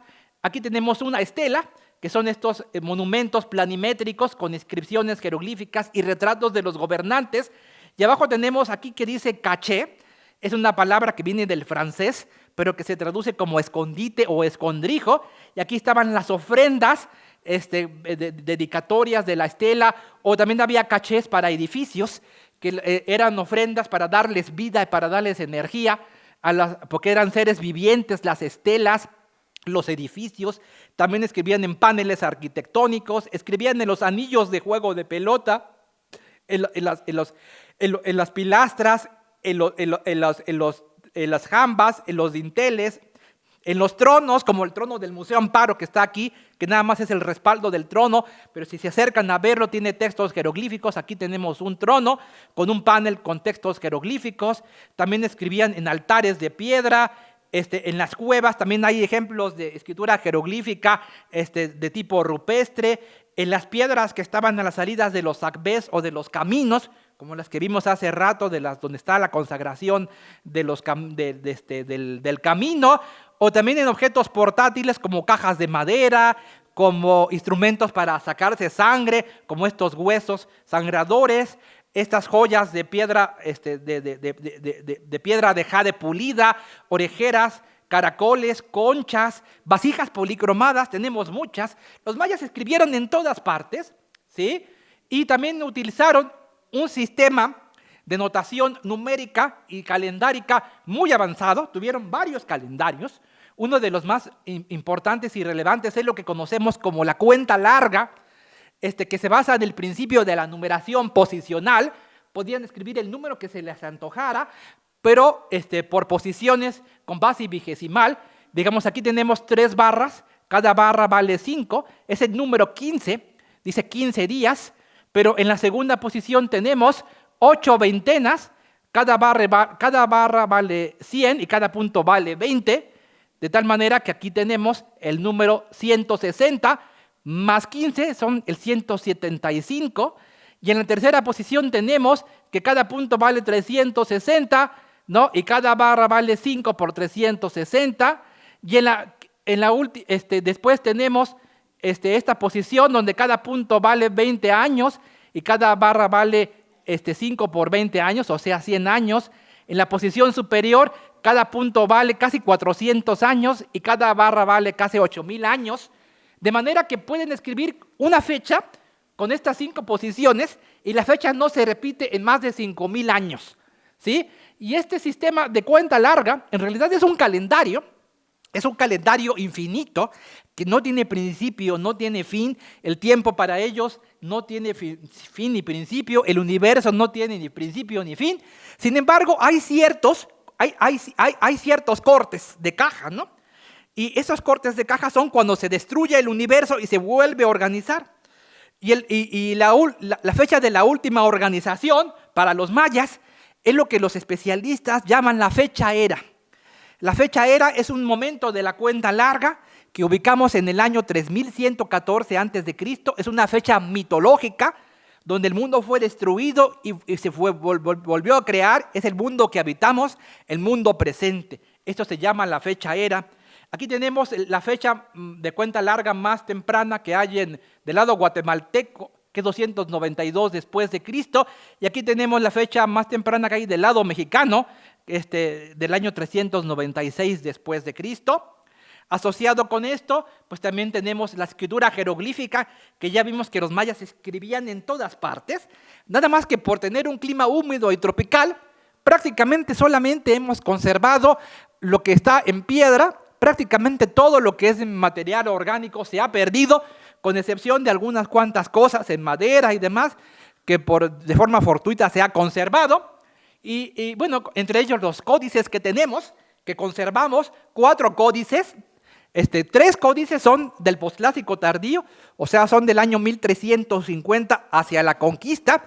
Esos 3 códices son el Códice de Dresde, que está en Alemania, el Códice de Madrid, que está en España, el Códice de París, que está en Francia, y solamente hay un códice maya en América, que ahora le llamamos el Códice Maya de México. Sin embargo, es el códice más antiguo, es más antiguo que los que están en Europa, se conserva aquí.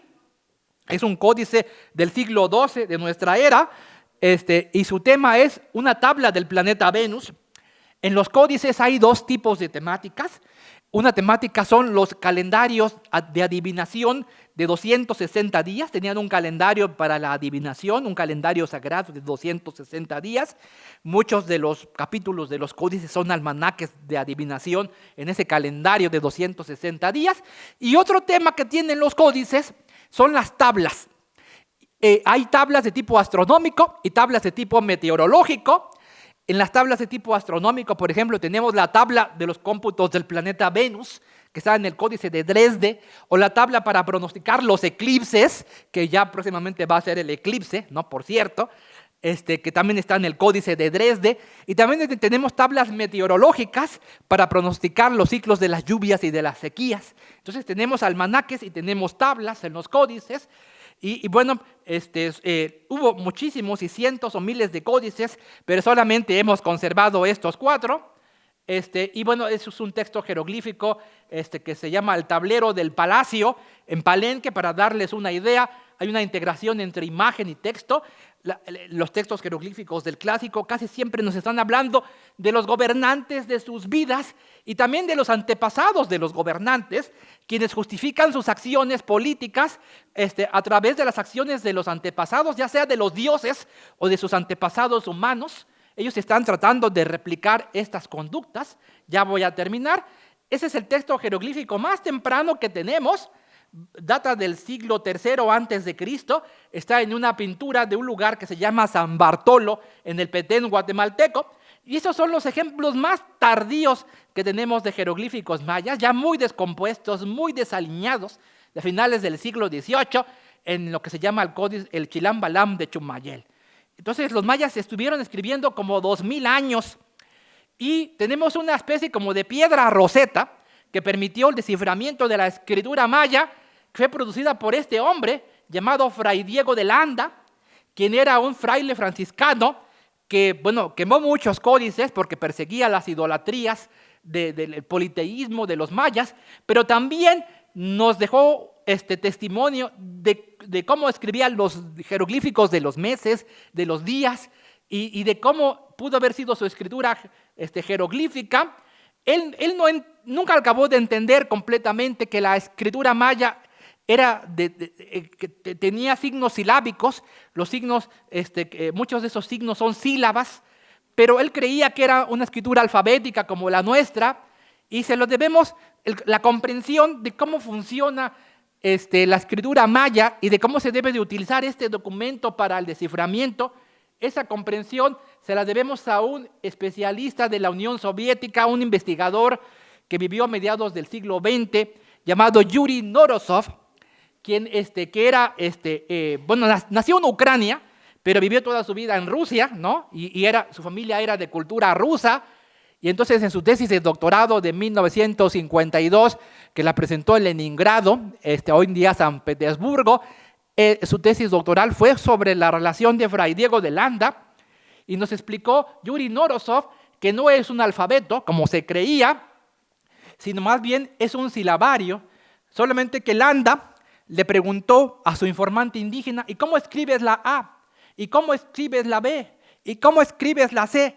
Entonces el informante le iba poniendo los jeroglíficos de cada uno de esos sonidos, pero resulta que los nombres de las letras en español, la mayoría son sílabas, consonante más vocal. Por ejemplo, la letra B para un maya es la sílaba BE, o la letra T para un maya es la sílaba TE, y lo que el escriba le estaba dando no eran letras, sino eran sílabas. Y por ejemplo, pues aquí le dio la sílaba A con 3 ejemplos diferentes, la sílaba B, la sílaba C, etcétera, de tal manera que inclusive ponía un ejemplo Landa le dijo: escríbeme la palabra lazo, cuerda o mecate. Y entonces en maya la palabra lazo, cuerda o mecate se dice le.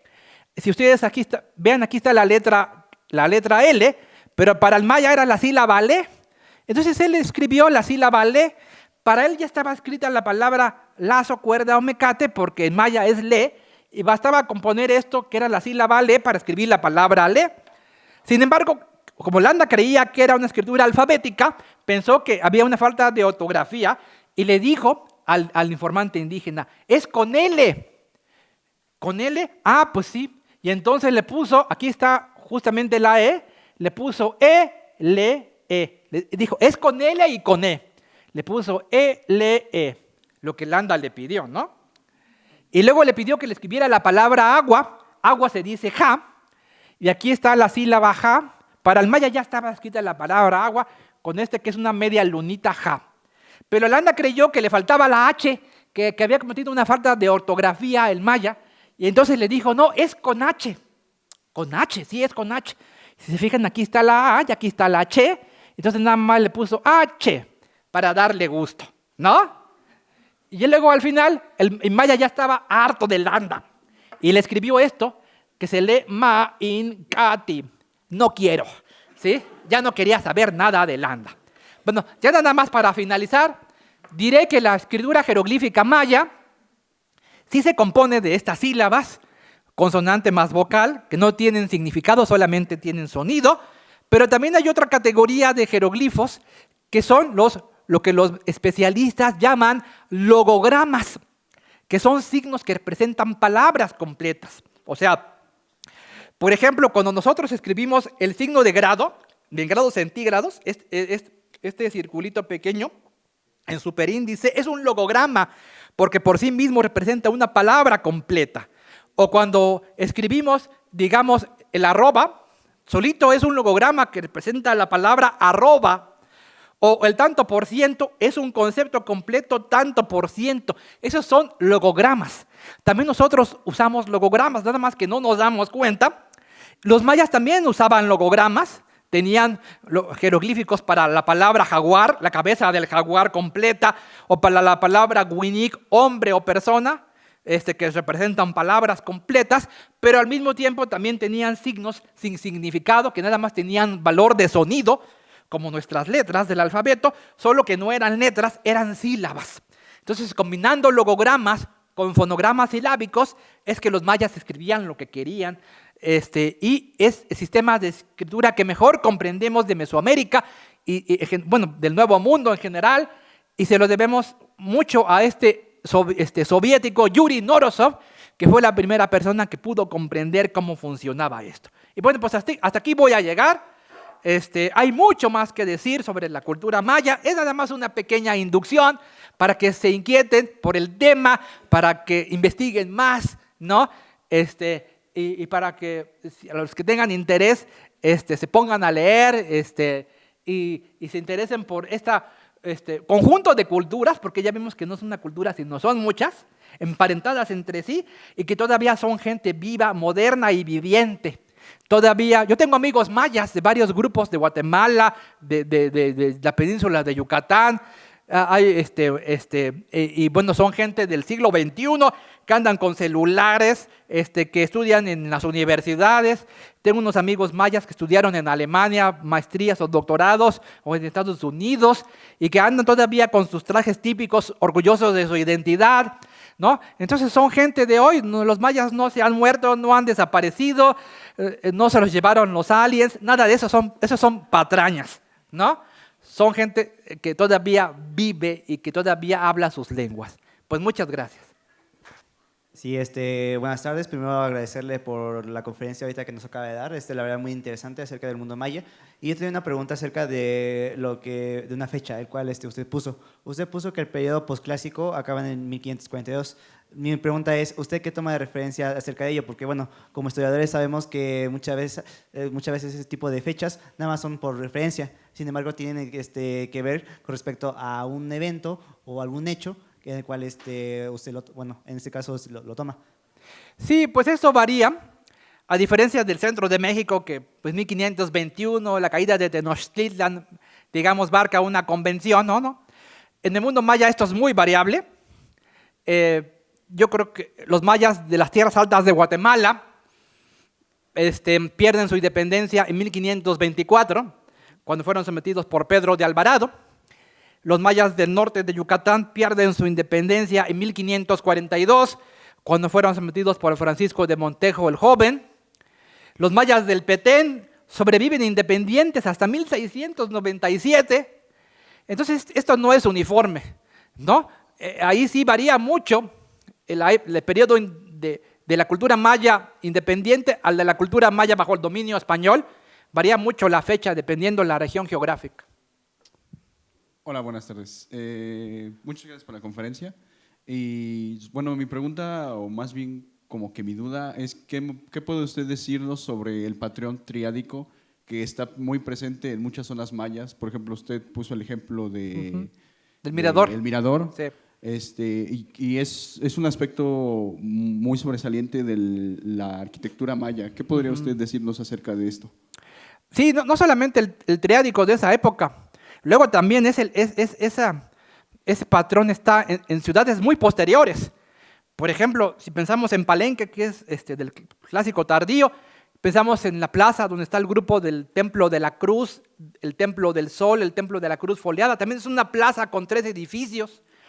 O pensamos en algunas ciudades mayas como la propia Palenque o Caracol en Belice, que tienen los dioses principales o los dioses fundadores del linaje, son 3 deidades, ¿no?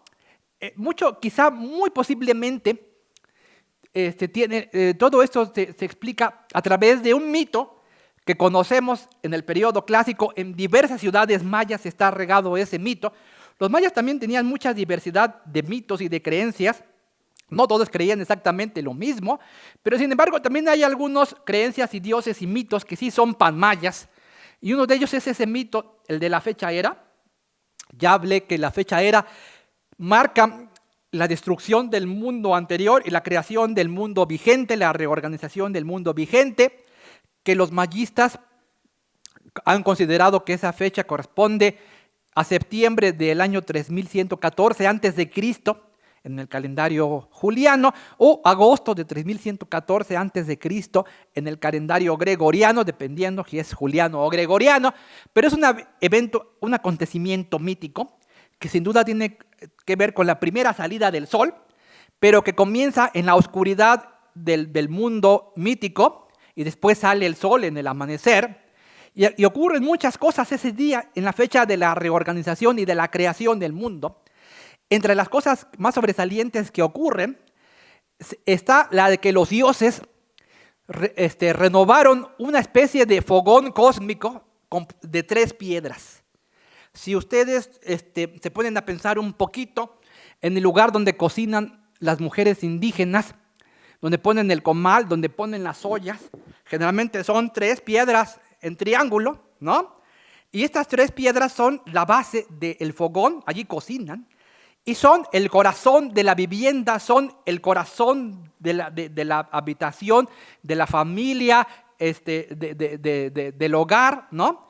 Entonces, metafóricamente también este fogón, había un fogón o hay un fogón en el universo que es el corazón del mundo, el universo concebido como una gran casa, con los 4 postes, que son las 4 ceibas de las 4 esquinas, así como los 4 horcones que sostienen las chozas, los cielos, que son, en lugar de ser estas palmas tejidas de guano, de fibra vegetal, son todas estas fibras del cielo, que son los caminos de los astros y de las estrellas, ¿no?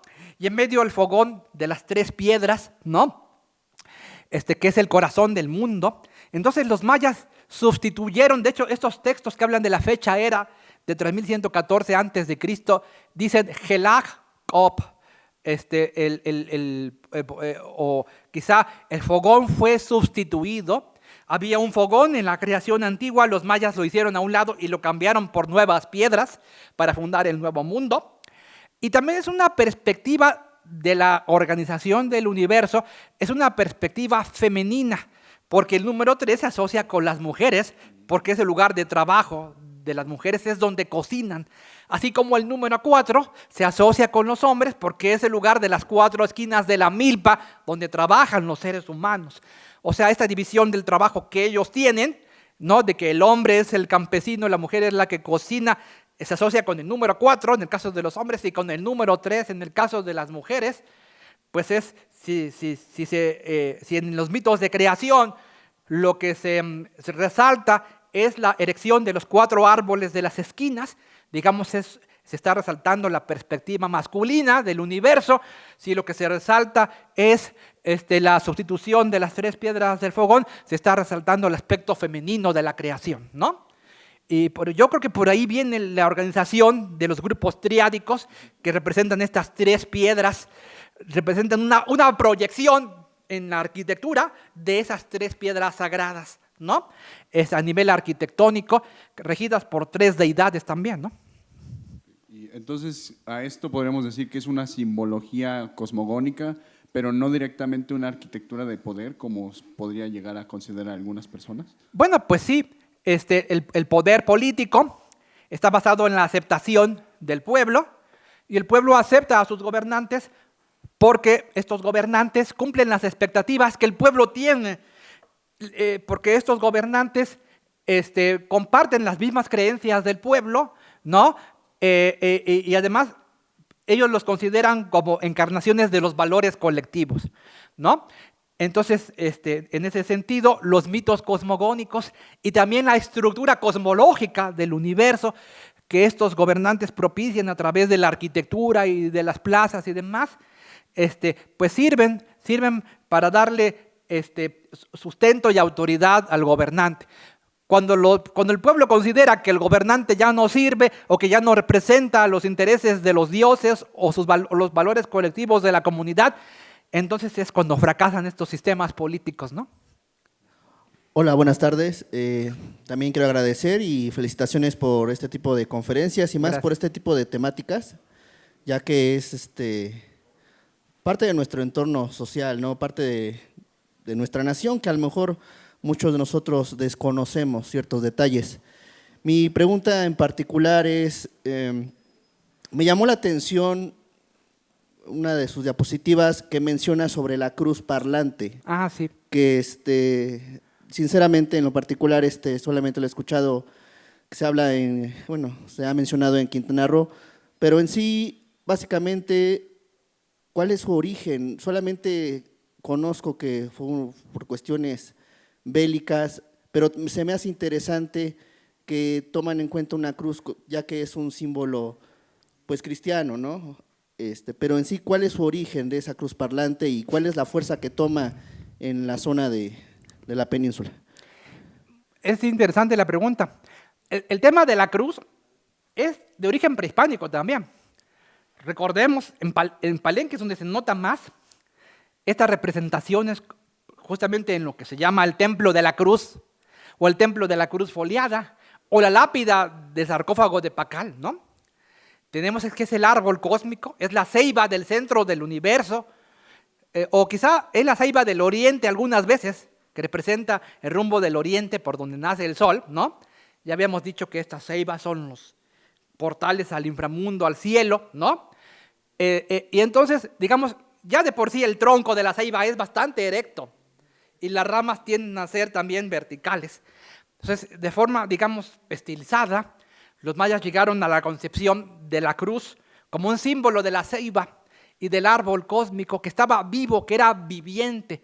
De hecho, en las representaciones esculpidas del clásico, lo representan con rostro, con frente brillante. Es un árbol cubierto de hachuelas de jade, es un árbol brillante. Uklemte se llaman los textos jeroglíficos. El árbol brillante, ¿no? O de joyas brillantes, ¿no? Y bueno, pues en la parte superior de esta ceiba está el paraíso celeste del dios solar, personificado a través del ave celeste, que es Itzamna como dios solar. Y en las raíces del árbol, bueno, pues está el inframundo, el monstruo de la tierra. Y bueno, pues también es un camino del sol. Por medio de ese tronco también el sol transita. Y el alma de los ancestros, bueno, particularmente de los gobernantes, de las esposas de los gobernantes y de los miembros de la nobleza, triunfa sobre la muerte y asciende del inframundo al cielo a través de ese árbol que se eleva hacia el universo. Y bueno, el culto a estos árboles, a estas ceibas, como cruces, todavía se da en comunidades mayas, por ejemplo, entre los chamulas y entre grupos de Chiapas, entre tzotziles. Todavía hay cruces a las cuales las decoran con huipiles, les ponen espejos brillantes que se representan lo sagrado. Claro que allí el motivo de la cruz, que es de origen prehispánico, se refuerza con el motivo de la cruz cristiana. Desde luego que hay un reforzamiento, que ambos símbolos coinciden, ¿no? Que yo pienso que a los mayas les debió haber parecido genial que el Dios de los cristianos haya muerto en una cruz, porque para ellos sus dioses también morían, y el sacrificio humano era también una forma de adorar a los dioses, y los que iban al sacrificio humano eran manifestaciones teomorfas, ¿no? De esos mismos dioses. Y entonces todo esto se refuerza y se convierte en un símbolo muy sagrado por doble partida, ¿sí? Porque ya desde la época prehispánica la cruz era la ceiba sagrada y el axis mundi, ¿no? Y luego se refuerza por el mundo cristiano, que a los mayas yo creo que les debe haber parecido fascinante. De hecho, tenemos testimonios de la época colonial, finales del 16, principios del 17, que habla de que los mayas adoptaron el sacrificio por crucifixión. Entonces hacían cautivos de guerra de los pueblos sometidos a los españoles, ¿no? Se llevaban gente y la crucificaban en medio de la ceiba, ¿no? Y, inclusive en las parroquias, ahí en medio de los pueblos selváticos, ahí hacían unas especies como remedos de la misa cristiana, ¿no? Pero también llenos de otras esculturas e efigies de los dioses politeístas, porque al aceptar al dios cristiano lo que hicieron fue que le pusieron como el dios principal de su panteón politeísta, ¿no? Para ellos no era una contradicción, ¿no? Sino que la religión cristiana la hicieron parte de su mundo politeísta. Convivía el dios cristiano, la Trinidad, la Virgen, los santos, con los chas, con los dioses de la lluvia, del viento, de las 4 direcciones del cosmos, ¿no? Y un tiempo practicaron, como dije, el sacrificio por crucifixión. En el siglo XIX, cuando los mayas se rebelan, ¿no? Tienen como símbolo de alta sacralidad esa iglesia que está en medio de este pueblo, que hoy en día se llama Felipe Carrillo Puerto, y le llamaron Chan Santa Cruz. Chan es el diminutivo cariñoso, ¿no? La pequeña crucecita o la Santa Cruz querida o pequeña, ¿no?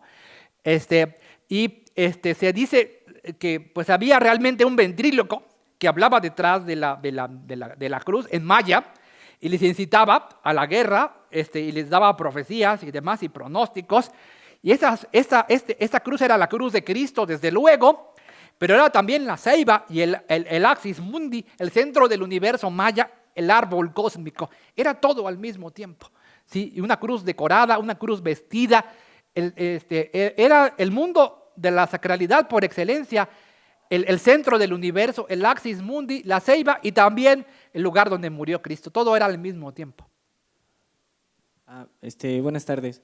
Yo tengo una pregunta respecto a al contenido de los códices mayas. Usted menciona que tenemos en posesión, bueno, todavía hay 3, uno aquí en México. 4, con el de México son 4. Bueno, con el de México son 4. ¿Cuál es el contenido de este código maya que está aquí en México? El códice maya. Sí, era una tabla, era un códice que se refería a los movimientos del planeta Venus. El planeta Venus tiene 584 días vistos desde la Tierra y tiene 4 fases. La estrella de la mañana, que en ese códice y también en el Dresde se estima que tiene una duración de 236 días. La conjunción superior, que es cuando Venus no se ve, que los mayas lo estiman en 90 días en esos códices. La estrella de la tarde, cuando Venus se ve antes de la puesta del sol por el poniente, que la estimación que hacen es de 250 días. Y luego lo que se llama la conjunción inferior, cuando Venus no se ve por 8 días, lo que precede otra vez a la estrella de la mañana, ¿no? Antes de que amanezca por el oriente, que el Venus se levanta precediendo al Sol como estrella matutina.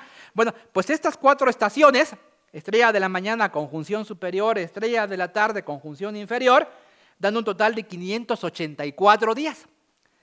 Y resulta que hay una coincidencia matemática, 584 días por 5 son iguales exactamente a 8 años de 365 días.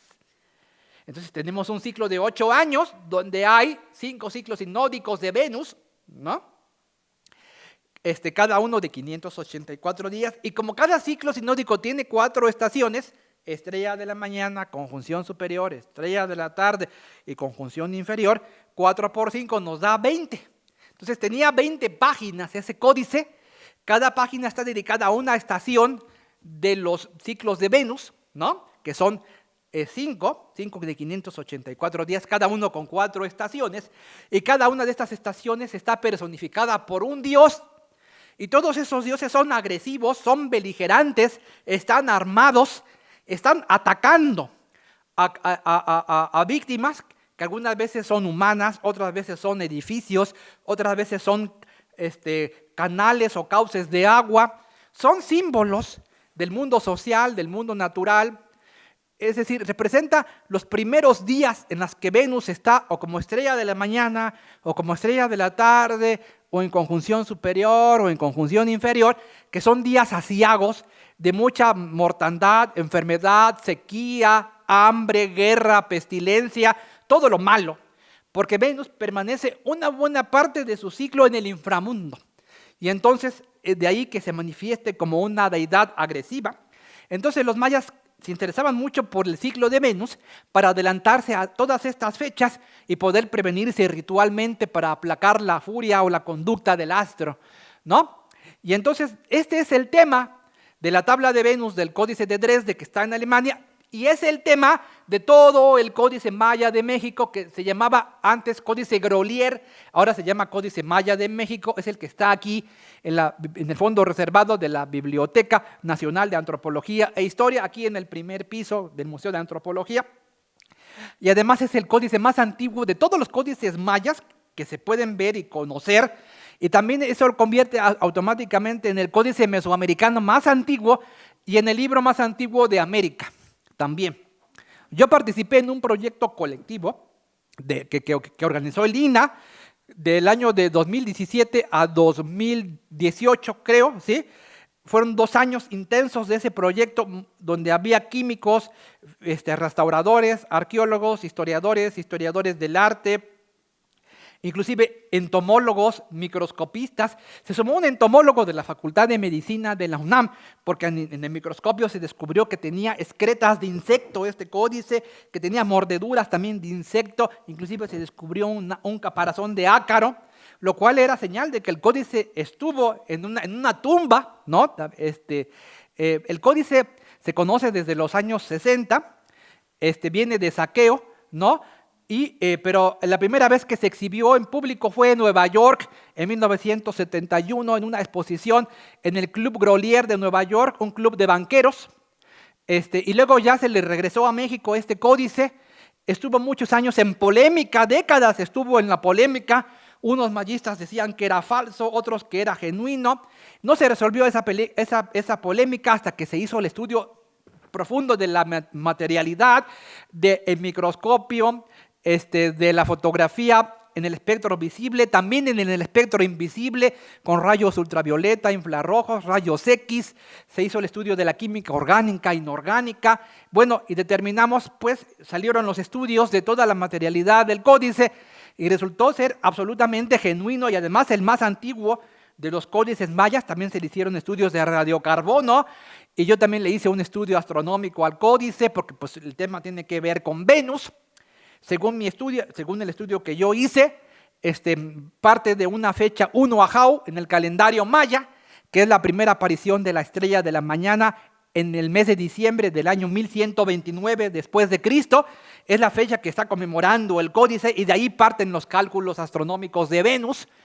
Y bueno, pues es el único códice maya que está en América, el único que está en México, el único que se descubrió en el siglo XX, porque los otros códices mayas se descubrieron, el códice de Dresde se descubrió en el siglo XVIII, el códice de Madrid y de París se descubrieron en el siglo XIX. Este es el único códice maya que se descubrió en el siglo XX. Pero hay una cosa que voy a decir antes ya de cerrar. Hay códices mayas más antiguos aún, que se han encontrado en tumbas del año 400, 500, 600 después de Cristo.